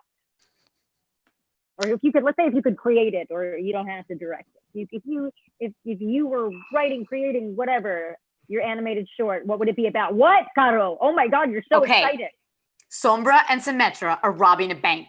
that's all I got. That's our. And that's You good. can't tell them about our weekend plans. What are you doing? You can't tell the world. Now we can't do it. I got nothing. So people need to understand that when I first came and started working on Overwatch, I thought I was a secondary character or a tertiary character because I saw Winston as sort of like Beast in X-Men. You know, he's like Hank McCoy. He's blue. He's furry. He's a scientist. He probably says, "Oh, my stars and garters." Like he's just a nerd who's playing with his science stuff. It wasn't until a year worth of recording on Overwatch that I finally realized that like Winston was the heart of the team. That like he's the one who's got the Rolodex who pulls everybody in. And I was like, "Oh, I'm Professor X. I'm not Beast. I'm like a big deal, aren't I?" And they're like, "Yeah, you're a big deal." I was like, "Okay." So then early 2019. They'd say, "Okay, we can't tell anybody about this, but we're going to be doing Overwatch 2, and we need to have you come in and do the next animated short." And so they showed me 0 Hour, which is the short that they aired at BlizzCon in 2019, right? So they showed me the animatic for 0 Hour, and I'm sitting in the and I tell people, like, I'm usually a pretty zen voice actor. Like, things don't get under my skin. But man, Overwatch will make me choke up. And I'm in the studio watching stuff, and Overwatch will make me choke up. And they showed me the animatic for 0 Hour, and I just looked at them. I said, "Did you just make this for me? Like, is this, how did you know? Like, did you just decide you were going to make a film just for me? Okay, let's record this, but how do I avoid like tearing up? All right, let's do this." Like, yeah. So, I mean, as far as I'm totally spoiled, like they just keep making stuff that I love. I don't know what else to ask for. Aww. Yay. Winston's such a pivotal part to Overwatch 2. He is such the aortic valve of the heart. You know what I mean? He is the pumping, pulsating lifeblood. I love it. Aw. Thanks, Josh. Absolutely. Lucy, what would your short be about? I mean, I always say that I love so much to be surprised and educated by what they come up with. So I sometimes like I don't dare go there because the writers are so great, and I feel like, oh, I don't want to, you know. But I would love to like. This is a little bit boring, but I would love to just delve into like the story of Mercy's parents that we know, were killed in the war, and the background of her education, how she came to do what she does. And then I would love to find out more about her and Moira. There's like a lot of relationships, why is she such a slut? That around so much. No, joking. So easy. But I think that there's a lot of drama in her past that I would love to explore. And like I think there's like darkness that she has turned to good and light for herself, but I'd love to explore that and find out all the darkness and drama that occurred in her younger years. Theo, you look like you had some ideas there for the Zen Master. Let's see. I think I would love to see a short where Zenyatta is trying to learn how to juggle. It's like, this is frustrating. I am not enjoying that. In the big top. It'll have to be like the first frame of like what he's doing hanging out before everything happens. Right there in the first frame. Zenyatta is the Christopher Walken of Overwatch. Yes. This is frustrating. Yay. I don't like this. It's very frustrating. I juggle. Keith, what about you? I think, I feel like I don't dare story-wise either because I'm always so surprised and I just love what they come up with. But I would, if they did one with Torbs, is I would really love to see the dichotomy, to have some of it where you're seeing his most loving, him being most loving as a father and as a family man, but at the same time, somewhere in that to also show how fierce he can be in battle. He's completely determined. So I don't envision the story, but I envision it showing both sides of him at his fiercest and at his most loving. And to me, just having that within one short would be my dream, just to kind of cover all angles of him like that would be really cool. Robbing a bank, probably with Sombra. Robbing a bank with Sombra. You guys are all very serious. we're pleased to discover that. Wait, you've got turrets and I've got turrets. We should hang out. I'd love to for Symmetra. I'd just love to see how she connects with the rest of the gang. You know, especially because other than like she has the Vishkar connection, and we still don't know whether she's going to figure out that they are shady. I'd just love to see which way does she go? Does she go to the dark side? Does she go to Talon? Does she go to Over? What happens? We don't know. Does she just dance like this the whole time? I mean, who knows what she does? Who knows? Jen, I know you've talked about what you would like. I'm so predictable with the answer to this. Okay, just picture it. A therapy session with Farah and Anna. Done. Mother-daughter therapy session. Like in Dr. Hack style. Done. Yes, totally. Exactly. I'm maybe like, Mercy, oh my God. maybe Mercy could be the therapist, even though she's not that kind of doctor. That would get a little incestuous, But I she think. could I think that's like a cross of yeah. All right, I don't fair. know. We'd have to go to some. Farah would be talking mostly about Mercy. In the Right, second. exactly. Yeah, I know. We're gonna have to talk about Mercy. Fair. Yeah, I know. Fair point. Yeah. We already talked about this one about but I feel like what keeps you motivated or stops you from getting burnt out on the negative aspects of the industry? Nutella. Hazelnut spread.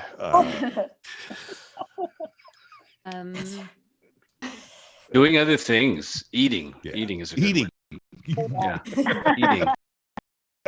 But also, like, in particular, now that we're on this Overwatch panel, the love from the fans and the, like, every time you pop your head out and, you know, into the Overwatch fandom, there's like this deluge of love that just, you know, comes over you. So I think that keeps me motivated a lot of times to see, even if it's just one person who sends you a message and is like, this meant so much to me, and thank you, you know, you're like, oh yeah, that's why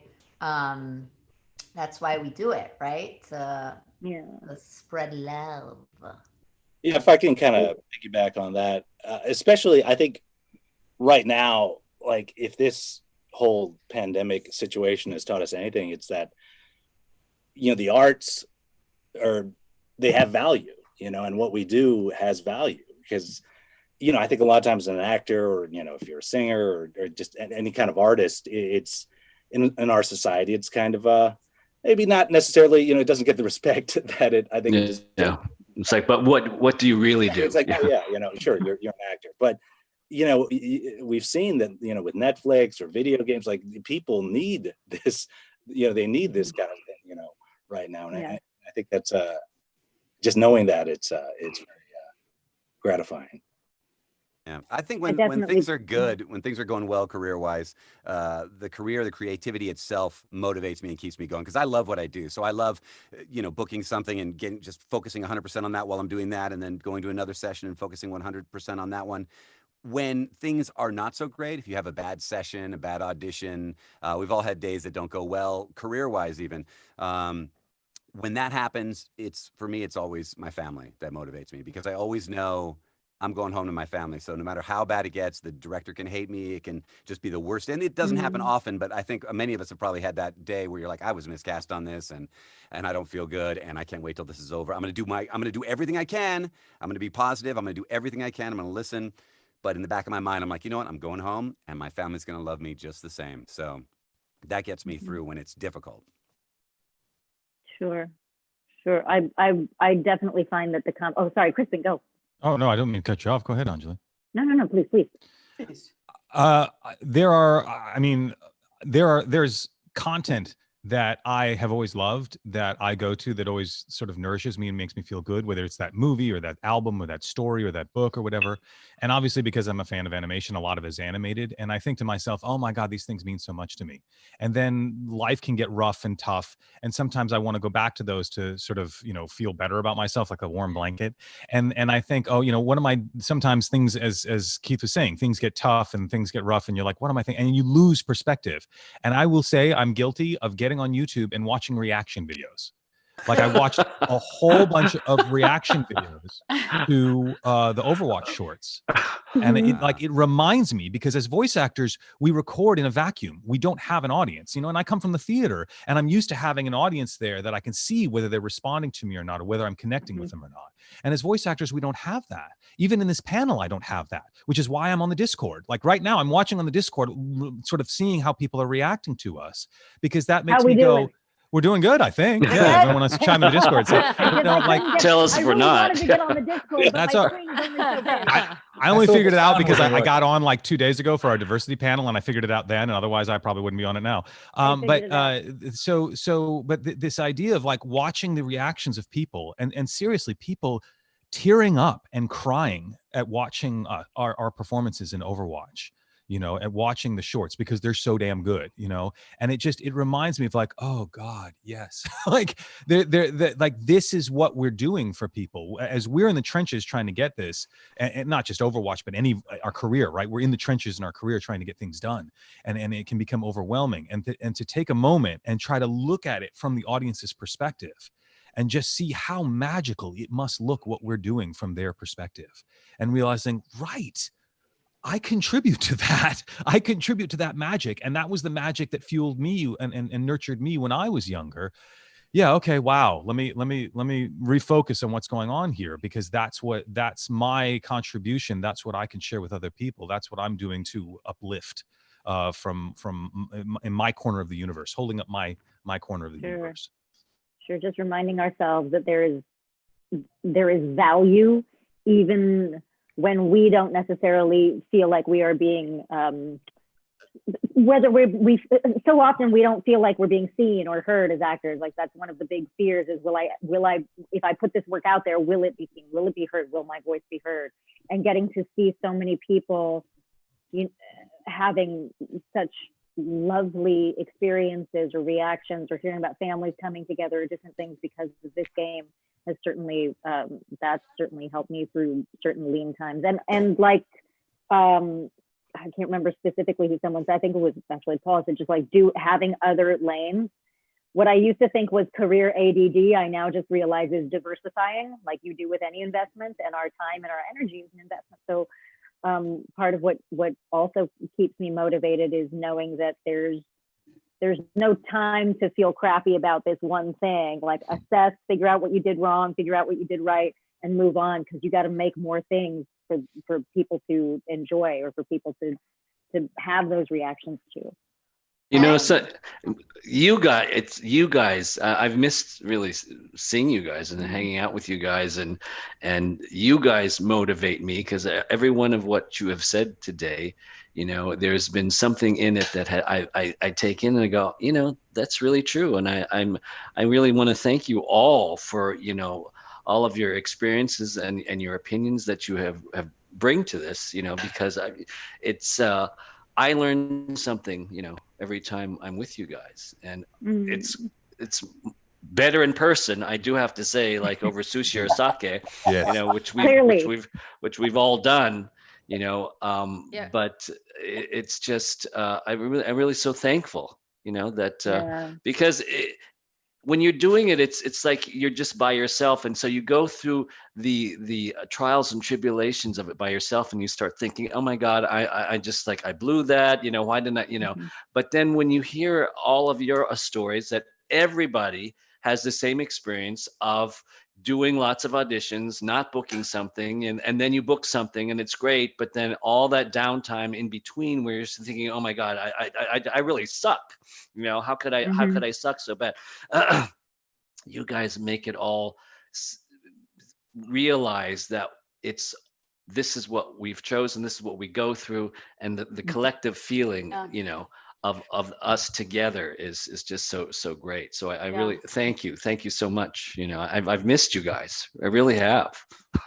These panels are really, for everyone watching, these panels are also for us, for such a nice chance for all of us to catch up. Yes, because we don't see each other so much, and also to bring Jeannie again into the fold, and Boris more, because we've only gotten to see you once live in person at BlizzCon.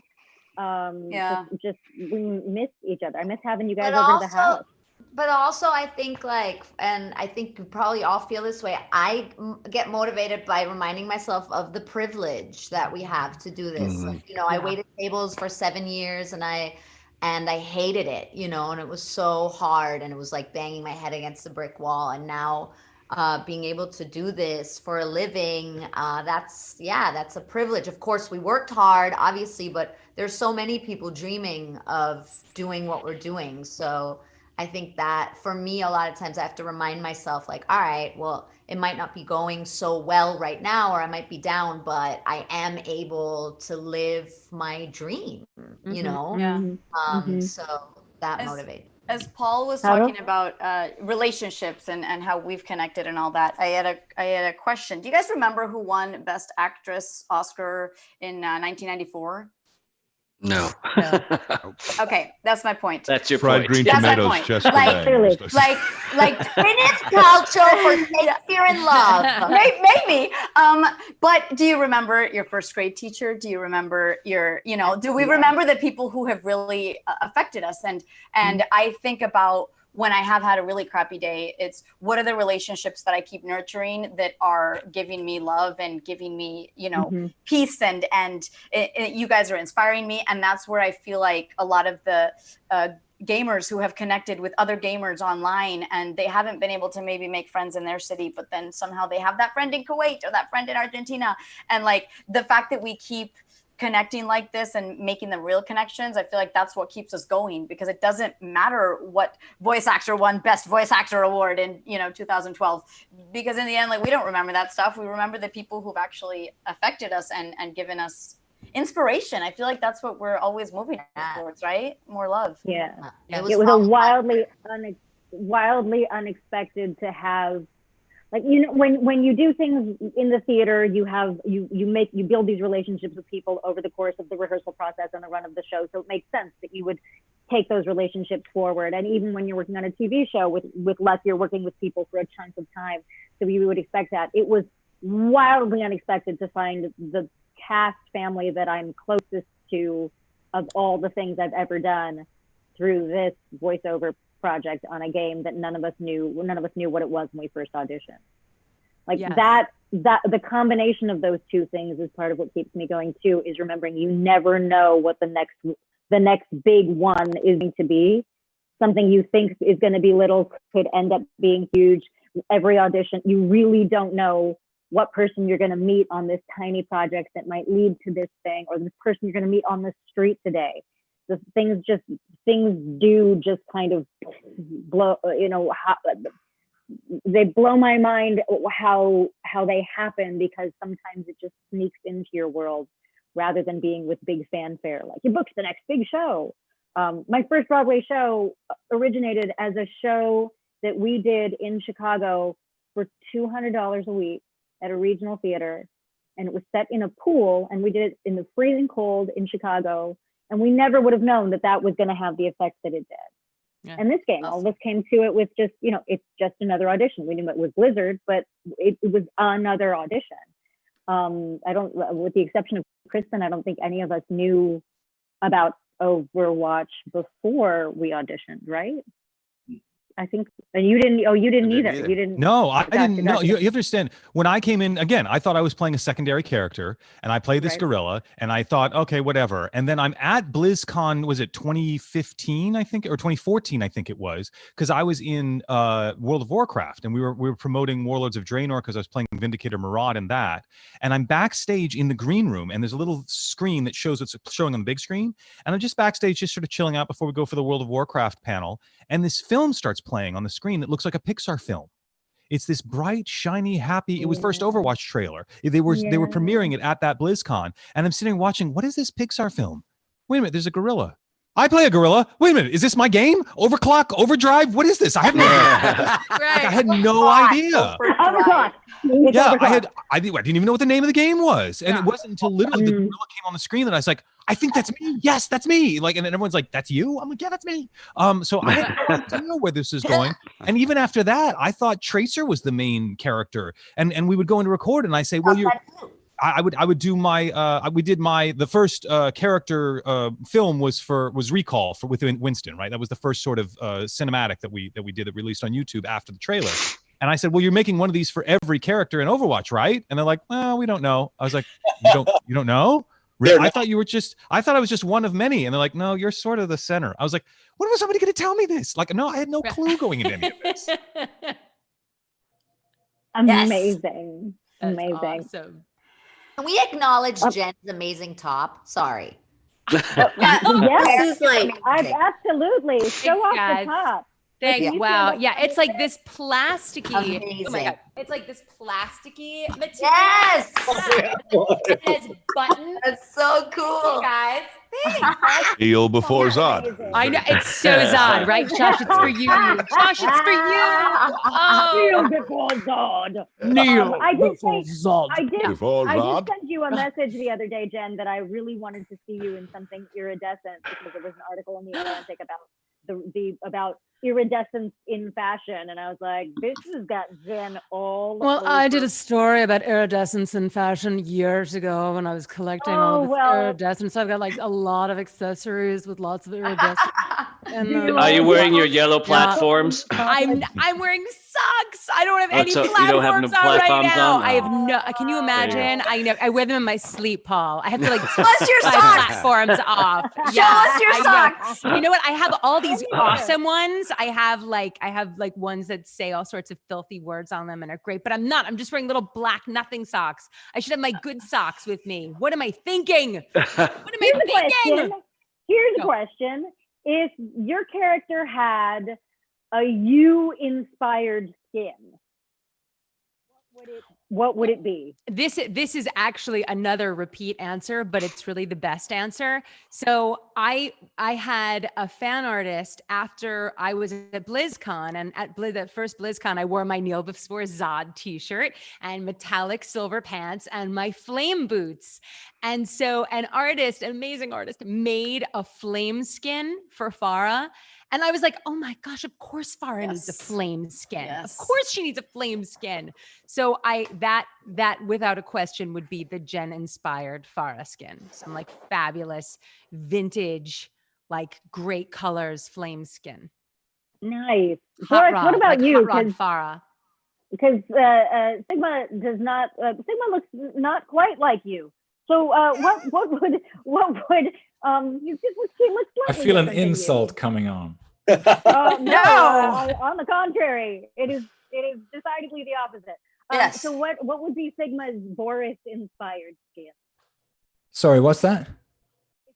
If Sigma had a skin that was inspired by you, with his Boris skin, what would he like? What would he be? What would he be rocking?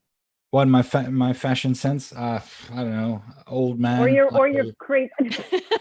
like a blue linen shirt and like orthopedic shoes or something like that. Khakis. Well, I mean, I'm wearing sure, shoes. exactly. He'd have shoes on those toes. So Yeah. that is a good thing. I put some shoes on Sigma. I think I'd put some socks and some shoes, maybe some clogs. But Right. Yeah. Fair. Josh, but what about a you? loosely fitting linen shirt of some sort, I think. We get We'll call him Boris. Summer Sigma. Summer. I shouldn't come up with names. English patient Sigma. There you go. Ooh, a little Ray Fiennes in there. I like it. Ray Fiennes and Boris will take it. He will take it. Jeannie, what about you? If Echo was going to wear anything from my wardrobe, it would probably be either leopard print or leopard print. Yes. Yeah. Awesome. Wow. Makeup, I would have her made up with a little black nose, and then she could say her lines, but also put a little in there too. So yeah, flying leopard. Yes, I love dig it. Cool. I dig that. Anyone else have some winner? Yes, Kristen. So I've always wanted to see Winston in a NASA flight suit, because I actually went to Space Academy when I was in high school and did all the simulators and did the whole week thing at Space Camp and whatnot. You were Space Camp. I was totally at Space Camp. Although when I was in high school, we called it Space Academy because Space Camp was for the little kids and Space Academy was the one where we got in the big simulators and did the whole thing. And I did the EVA with the air pads and the spacesuit and everything. I was a big Space So you Academy were guy. like a space cadet? Yeah, no, I was going to major in theater and astrophysics when I was in college because I wanted to be an astronaut. I wanted to be like a military pilot, and then I realized I have to kill people, and I was like, no, that's not good. Let me be an astronaut instead. So I was sort of obsessed with being an astronaut, and so I had a flight suit. When I came back from Space Academy, I had a NASA flight suit with all the patches on it and everything else. So I would love to see Winston in a NASA flight suit. I mean, he's got to be a NASA nerd. Awesome. Come on. I mean, it would make Doesn't sense. he have Yeah. sort of like a skin like that? Some sort of like a no? He doesn't have a skin like that. I haven't been paying very close attention, but I haven't seen like a proper blue NASA flight suit with like the Apollo 11 patches and like, you know, Robert and Crippen from the first shuttle launch and all that kind of stuff on him. So that would be sort of old school nerdy NASA suit. Josh, what about you? Because obviously, you two bear so much resemblance to your character. I know, right? So much, yeah. so much physical resemblance. I want to say maybe like he'd be wearing like a graphic tee and like sweatpants, just kind of, just kind of like me, and some like nice, really expensive like shoes or Jordans or something. But maybe we call him, what would we call? Would we call him Chill Hog? What would we? Bro Hog. Bro. The bro skin. It's the bro skin. I love it. Bro Hog. And he's just really chill and like instead of inhaling gas in the mask, like exhales like smoke out the mask or whatever. You know, like he's like vaping or something. He's like super. Oh my super God. hipster, like. I think for Symmetra, I would need to give her higher heels because her heels are too practical. If it was me, she would have to be wearing high-heeled boots that come up to here with like a 4.5-inch heel instead of these like 2-inch heels that she's running around in. Because those are practically tennis shoes. So like that's they're practically flats. Yeah. They're not exactly. That's not nearly as impressive. You guys, we only have a few more minutes, and I want to give everyone a chance to talk about anything else that they might be working on right now, and to let everybody know where to find them on the socials. And I'm going to start this, however, by saying all of you who are here, thank you so much for joining us. You can also join all of us all from pretty much right after this panel on through the weekend. Everybody here and Chloe Hollings and Ben Zantuan and Johnny Cruz now are all doing signings this weekend through streamily.com. You can check it out, streamily.com/Overwatch. You can check out everybody's timings and all of those fun things. But I would like to pass this to you guys. Boris, where can everybody find you, and what are fun things that you might be working on that you want to share? People can find me on my name in full. Just Google that, and then you'll get to my Twitter and Instagram. And on my Instagram, it'll say when I'll be signing some lovely Sigma prints this tomorrow and on Saturday, and maybe on Sunday. And I'm working on all sorts of crazy stuff, but I'm not allowed to share any of that knowledge with anyone, which sounds really up my own. But we can all thing, check out your game. So the one that we talked about Yeah, before. oh yes, you can. Mention that to the people who came late. It's called Ori and the Will of the Wisps, and it's out on Xbox and on PC, and now also on Switch as of right now. It's a beautiful game. So you guys have to check it out. Love it. Did you play it, Josh? I have played. I played the one before, not the newest one. What? I know. Now I'm That's ashamed. the one you need. So I'll get the new one today on Steam. Pop it up. Please. Jeannie, where can the people find you? The people can find me at gbole, either on Instagram or the Twitter. I'm not really on Twitter very often, but yeah, on the gram. I'm also signing today at 2 p.m. and then Friday and Saturday. You can go to my Instagram and see when I'm signing and just come and hang out. I don't know if I'm allowed to talk about it. A game was announced yesterday. but I'm terrible. I'm just like, tell me when I'm supposed to talk about it because I'm not going to remember. But they just announced a game that I did one of the voices for a professor. That's all I'm saying. So that, but I think that Could be anything.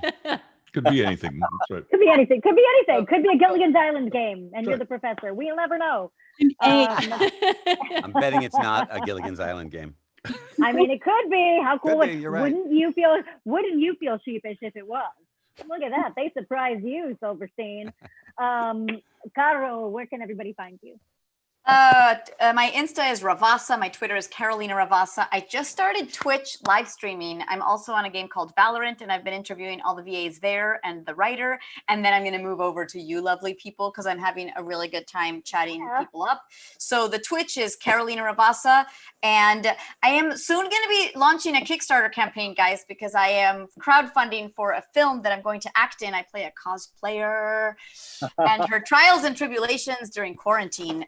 That's coming soon, so stay tuned. Please follow all those so that you can help me share because I want to do some crowdfunding and make the film happen. Ta-da! I'm so excited about that. I'm so excited about that. Crispin. My handles on social media are just Crispin Freeman, all one word, whether it's Twitter or Instagram, whatnot. I will acknowledge that I'm not really a big social media person. I put a lot of my energy into my podcast, which is called Voice Acting Mastery, which I've been running now for 9 years, which is sort of terrifying to think about. And it's incredible. It's so good. Oh, well, thank you. And thank you, Anjali, for coming on it. I've interviewed Anjali on the podcast. We did a sort of swap interview when I got on your fun size videos, which was fun. Yeah. I mean, most of the stuff, I as Boris would say, I cannot talk about stuff that's coming up. I wait for like my fans to tell me when something I'm in has come out, and I go, oh, well, I guess it's public now, because otherwise NDAs, I would just get in trouble. So I just sort of don't talk about it. But keep your eyes out. Things will come up, I'm sure. But otherwise, please check out my podcast. I try to share as much useful, valuable, practical information on the podcast about voice acting in the industry as possible. And otherwise, please head to our signings. I'm going to be doing one today at 1 o'clock after this panel, and another one on Sunday. But there's a whole big schedule of all of us doing all these signings. If you want to come join us on, most of us, I think, are going to be streaming on Instagram Live or Twitch. So come join us, and you can hang out with us there. I speak English for a living. Thank you very much. Paul, how about you? What? Me? Oh, yes, you. Paul, yes, you. Paul. Hey, yeah. Find me on Instagram or Twitter at FeoChin, at FeoChin. I'll be signing today, tomorrow, and Saturday at 1 o'clock p.m. Pacific time. And if you're looking for more content, I did some voices on Mulan. You can find that on Disney Plus. And there's a terrific show called Bulge Bracket, and it's on Amazon. Yes. It's a lot of fun. And that's about it. Just wear a mask, and please remember to vote. Yes. Yes. Everybody vote. If you need to find information, click over to nerdsvote.com. Not only do they have all the information you need about voting, they also have lots of really cool swag, so you can get those. Paul Nakauchi, where can people find you? Just Paul Nakauchi on Instagram, just my name, and then on Twitter it's Paul Nakauchi #1. I don't really go on Twitter very much, but Facebook is just Paul Nakauchi. What's coming up? Let's see. There's a couple things that I did. Couple animated series that are going to be coming up, but they probably won't be coming out for another maybe year or so for Netflix, and one was for Marvel. Ooh. So nice. So they'll be coming out, and then I'm on that game that Fio is the main character on, the Ghosts of Tsushima. Oh, which you didn't mention. He is a major character. I have a small part in it. But so that's exciting. Games, listen for you. Cool, Jen. Oh wow. Okay. I am on Instagram and Facebook and Twitter and Twitch, all at Hey It's Jen Cohn, JenCohn. And I'm mostly an Instagrammer. I am less a Facebooker and less a Twitterer. So Instagram, if you're going to pick one, is where to go. And on Twitch, I stream twice a week. I stream on Mondays doing Ask Bird Mom streams, and either on Wednesdays or Fridays doing fashion streams, doing interview streams, doing styling streams, doing field trips, blah, blah, blah. It's super fun at Hey, It's Jen Cohn on Twitch. And I too am shackled by my NDAs, so I can't talk about a few very cool things that are coming out, but I'm very excited. And so keep your eyes and ears open. And I'm whoop, whoop. And then I'm doing my signings for Streamily are tonight at 8 p.m. Eastern Standard Time, New York time, or 5 p.m. on the West Coast. And tomorrow at noon, New York time, so 9 a.m. West Coast time, because tomorrow night is Erev Rosh Hashanah. So happy New Year to everyone, because New Year starts tomorrow night. Happy Rosh Hashanah, everybody. Yes. Oh, and happy new moon. Today is a new moon. Just remember that. So we've got the combo platter there. Combo platter. Lucy Pole. Hello. You can find me at the letter U, love, LUCIE on Instagram and on Twitch. Lucy Pole Comedy on Twitter. And write down my address. It's and yeah, I do streams on Twitch. I'm on Instagram. I try to be funny on Twitter sometimes, and sometimes I rant, and sometimes I'm just happy that there's life on Venus. And and yeah, I'm signing at 4 p.m. Eastern Standard Time today, 2 p.m. tomorrow. And yeah, love, peace, happiness, wear a mask, vote. I can't vote. I'm not an American citizen. So remember, it's a privilege. And, it's a privilege. Yes. You're laughing at my immigration. No, it is. I grew up in this country, but I'm not a citizen. Not everybody is. There's all types of immigrant stories. So use your privilege, exercise your right, do it. You won't regret it, and be nice to people. Yes. Just do it. Amen. Yes. Do it. You can find me on Instagram, Keith Silverstein. On Twitter, I'm at Silver Talkie, Talkie. You can check me out there. As far as, like everybody else, I've got stuff in the pipe, but that I can't talk about. Recently, Netflix dropped Transformers: War for Cybertron Siege, and I play Jetfire in that. So that check that out. You do. There you do. Yeah, I do. I made it sound like this, but I'm nuts here, Herbie. I'm nuts. And I'm signing this weekend. I'm signing Saturday and Sunday on Streamily, and I'll be live streaming on Instagram at 11 a.m. Pacific Standard Time. So come say hi. Yeah. Hey. Yeah. You can find me hunting rebel scum in your local Star Destroyer. Me and a bunch of the cast just celebrated season 3 on Netflix of Agretsuko being released. So that's our brand new, really amazing season. Really great cast, helmed by the incredible Erica Mendez and Ben Diskin for Haida and Retzko. You can find me on Twitch also. I'm Optimus_Slimed. My social media is Cranky J on Twitter, and I'm Menace Made on Instagram. I'm all over the place. I had to cancel a signing today, but I'll be continuing the other ones on Saturday. So no worries there. And yeah, I'm really happy to be here. It was great to see everybody. So yes. Thanks. Really, where can we find you? Well, let me tell ya. You guys, thank you for asking, Lucy. You guys can find me on the interwebs. My handle is usually Sweet Ange with 3 E's because we're spelling SWEEETANJ. You can also find me on the Facebook at my name. And as for things that are coming up, I do have signings. You can find all the times on my socials and all that. I still am doing my show on YouTube. I am Fun Size. There are 3 of you on this panel that I have not yet, 4 of you on this panel that I have not yet had the joy of bringing on the show. So I'm looking forward to making that happen if technology allows me to. Jeannie and I tried, and technology beat me down. But the thing that I'm the most excited about being able to share right now is that a movie that I shot last year in New Orleans called Evil Eye is coming out on Amazon Prime Video on the 13th of October. It is a psychological thriller starring Sarita Chowdhury.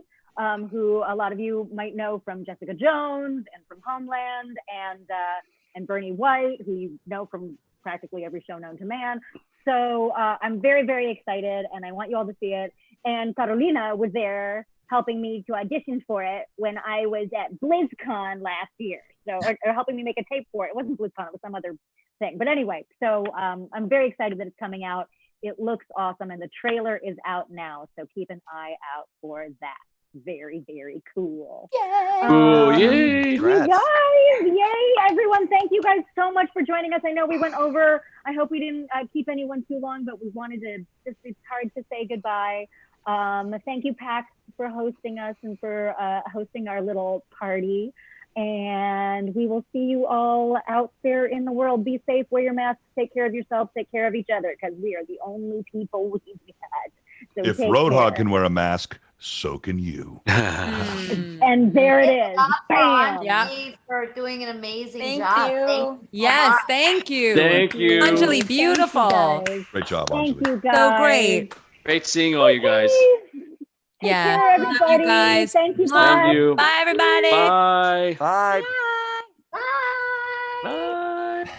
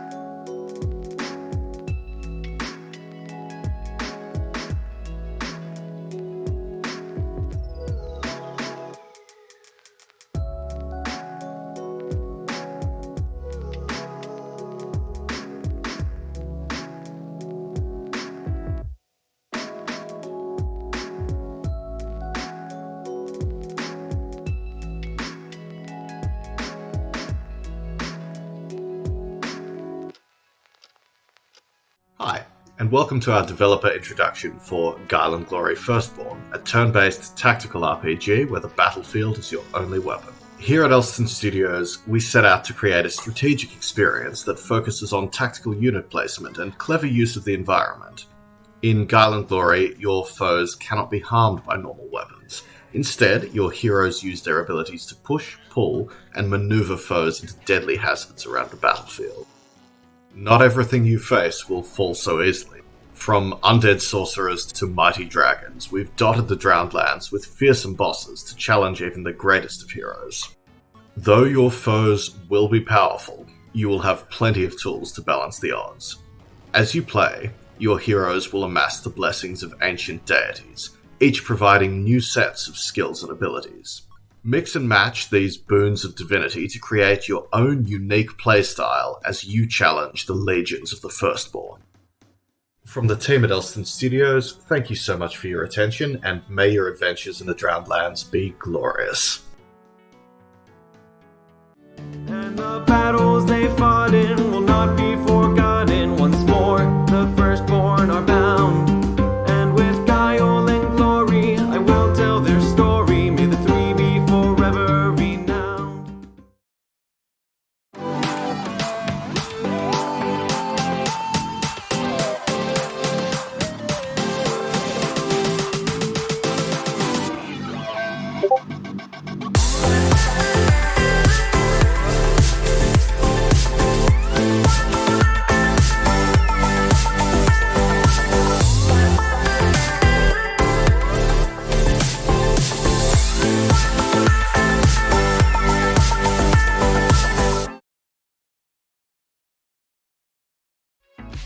Hi, I'm Liam Baker here at PAX West 2018 thanks to Child's Play.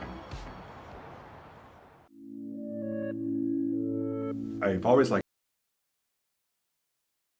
Welcome everyone to our NIS America panel. I am Laura, one of the PR coordinators at NISA. Hi, I'm Trevor. I'm one of the content moderators here at NISA, and today we're going to be talking about some of our upcoming releases. We're going to talk about an exciting new localization announcement. We're actually going to see some gameplay from that localization announcement. But for right now, we're going to talk a little about what we've been doing lately. We've been working from home lately. All of NISA has fully transitioned to working from home, working safely and diligently to bring you the titles you love. We're just doing it from home now. And how's that going, Laura? I think it's been going pretty nice. You know, I like not driving. Yeah, avoiding the commute here in California is a pretty big plus. So I'm enjoying it myself as well. Can't avoid the heat, though. No. Cannot avoid the heat. No getting around that. Anyway, besides that, I think we'll hop right into some trailers, huh, Laura? All right, let's take a look at our October lineup. Who the hell stole my panties?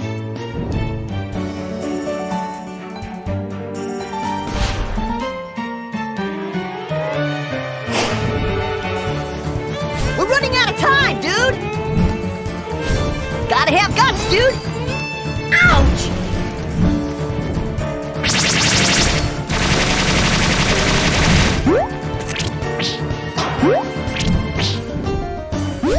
Yeah, dude! I'm the main character, dude! Here I go, dude! Get out of my way!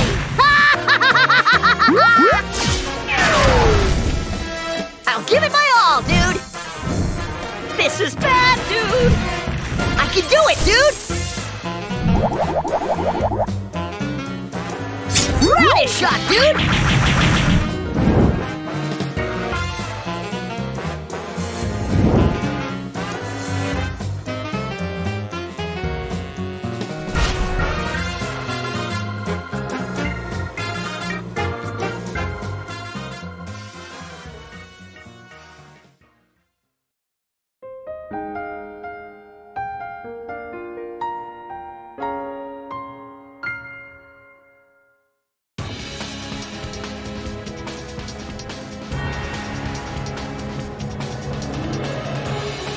We need to find out what happened in Heimdall that day, and what they're planning now.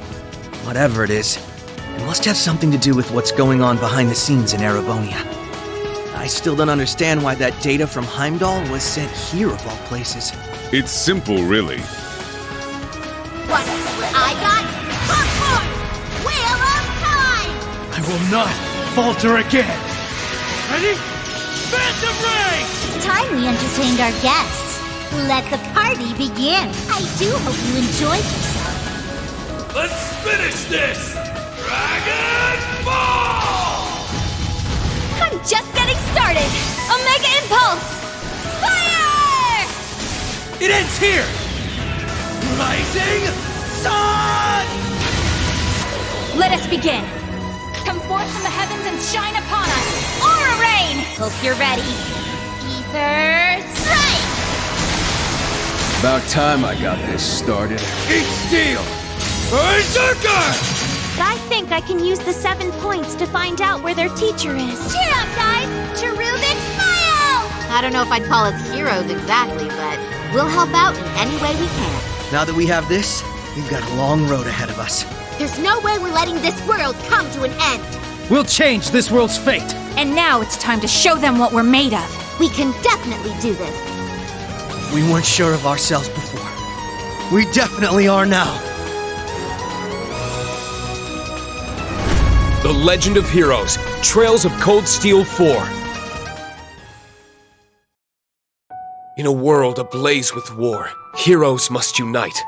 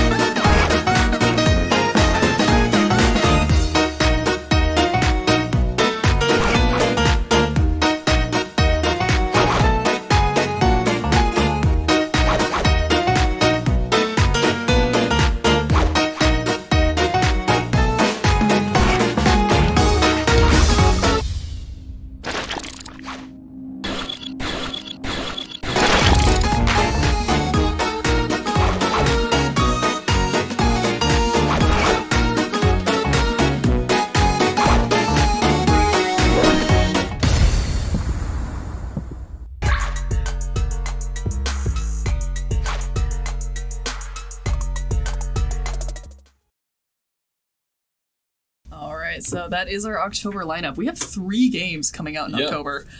So the first one we just wanted to go over really quickly is Prinny When 2 Exploded and Reloaded by Nippon Ichi Software. And it is our Nintendo Switch exclusive coming out October 13th. So it's coming up soon. Yeah, it's coming out really fast. A little less than a month, I think, from now. And then guys About get so. ready. Yep. So this is a remaster of the original PSP version, now available on a wider scale. There will be French text if you guys are interested in playing it in French. Prinny, of course, will have it on cart day 1. Prinny 2 is going to get a patch a bit later. And just for content in this, it includes all bonus stages, both Prinny 1 and 2, and special weapons DLC. Only Prinny 2 at the moment, and if you want to pick these up separately, say you have one already on PSP, but you want to get one of them on Nintendo Switch, they are available separately and digitally on the eShop. And just as a quick call out, because we love interacting with the community, we did have a really cool contest where we had fans kind of send us in voice clips and imitate a Prinny. We gave a bunch of different lines out. The fans were allowed to pick either between Prinny 1 and 2, but we did pick 2 winners, one from Prinny 1 and Prinny 2, and then we did put their voices in the game. Yeah. So try to, if you end up picking that game, try to find the fan voice. It actually did a really good job. So it might be kind of hard to pick out which one is. Sounds just like a Prinny. But we've also saw a trailer for Trails of Cold Steel 4. That's, of course, the very treasured Falcom franchise. That's coming out October 22nd on PS4. And is following on Switch and PC in 2021. It's the Trails of Cold Steel franchise. If you've been exposed to it, you know what it is. It's that hardline JRPG genre that so many of you have been looking forward to. It's got new in-game summaries for talks 1, 2, and 3, so you don't have to worry about starting halfway in. It's got a bunch of new mini games: poker, blackjack. There's like a shooter coaster ride. There's a pom-pom party. It's a lot of extra side game content's being added. You have in-game bonuses for bringing in save data from talks 1, 2, and 3. So if you've been a hardline fan, you'll get rewarded for it. And this is the hugest payoff of the entire series. If you've been invested in the story of any of these games, whether it be the Crossbell series or just the mainline Trails of Cold Steel series, you really need to pick it up. It's got an immersive universe, an awesome storyline, incredible world building. If you're into any kind of JRPG, this is the franchise for you to get into. And it's got a really good soundtrack, too. Definitely. Yeah. It's basically an end to this wretched fairy tale. That's Pick it up, guys. I know you guys want to know what happened. We know you need to know what happens. And then we have Mad Red Dead, the rhythm platformer that's going to be coming out from Nippon Ichi Software October 3rd.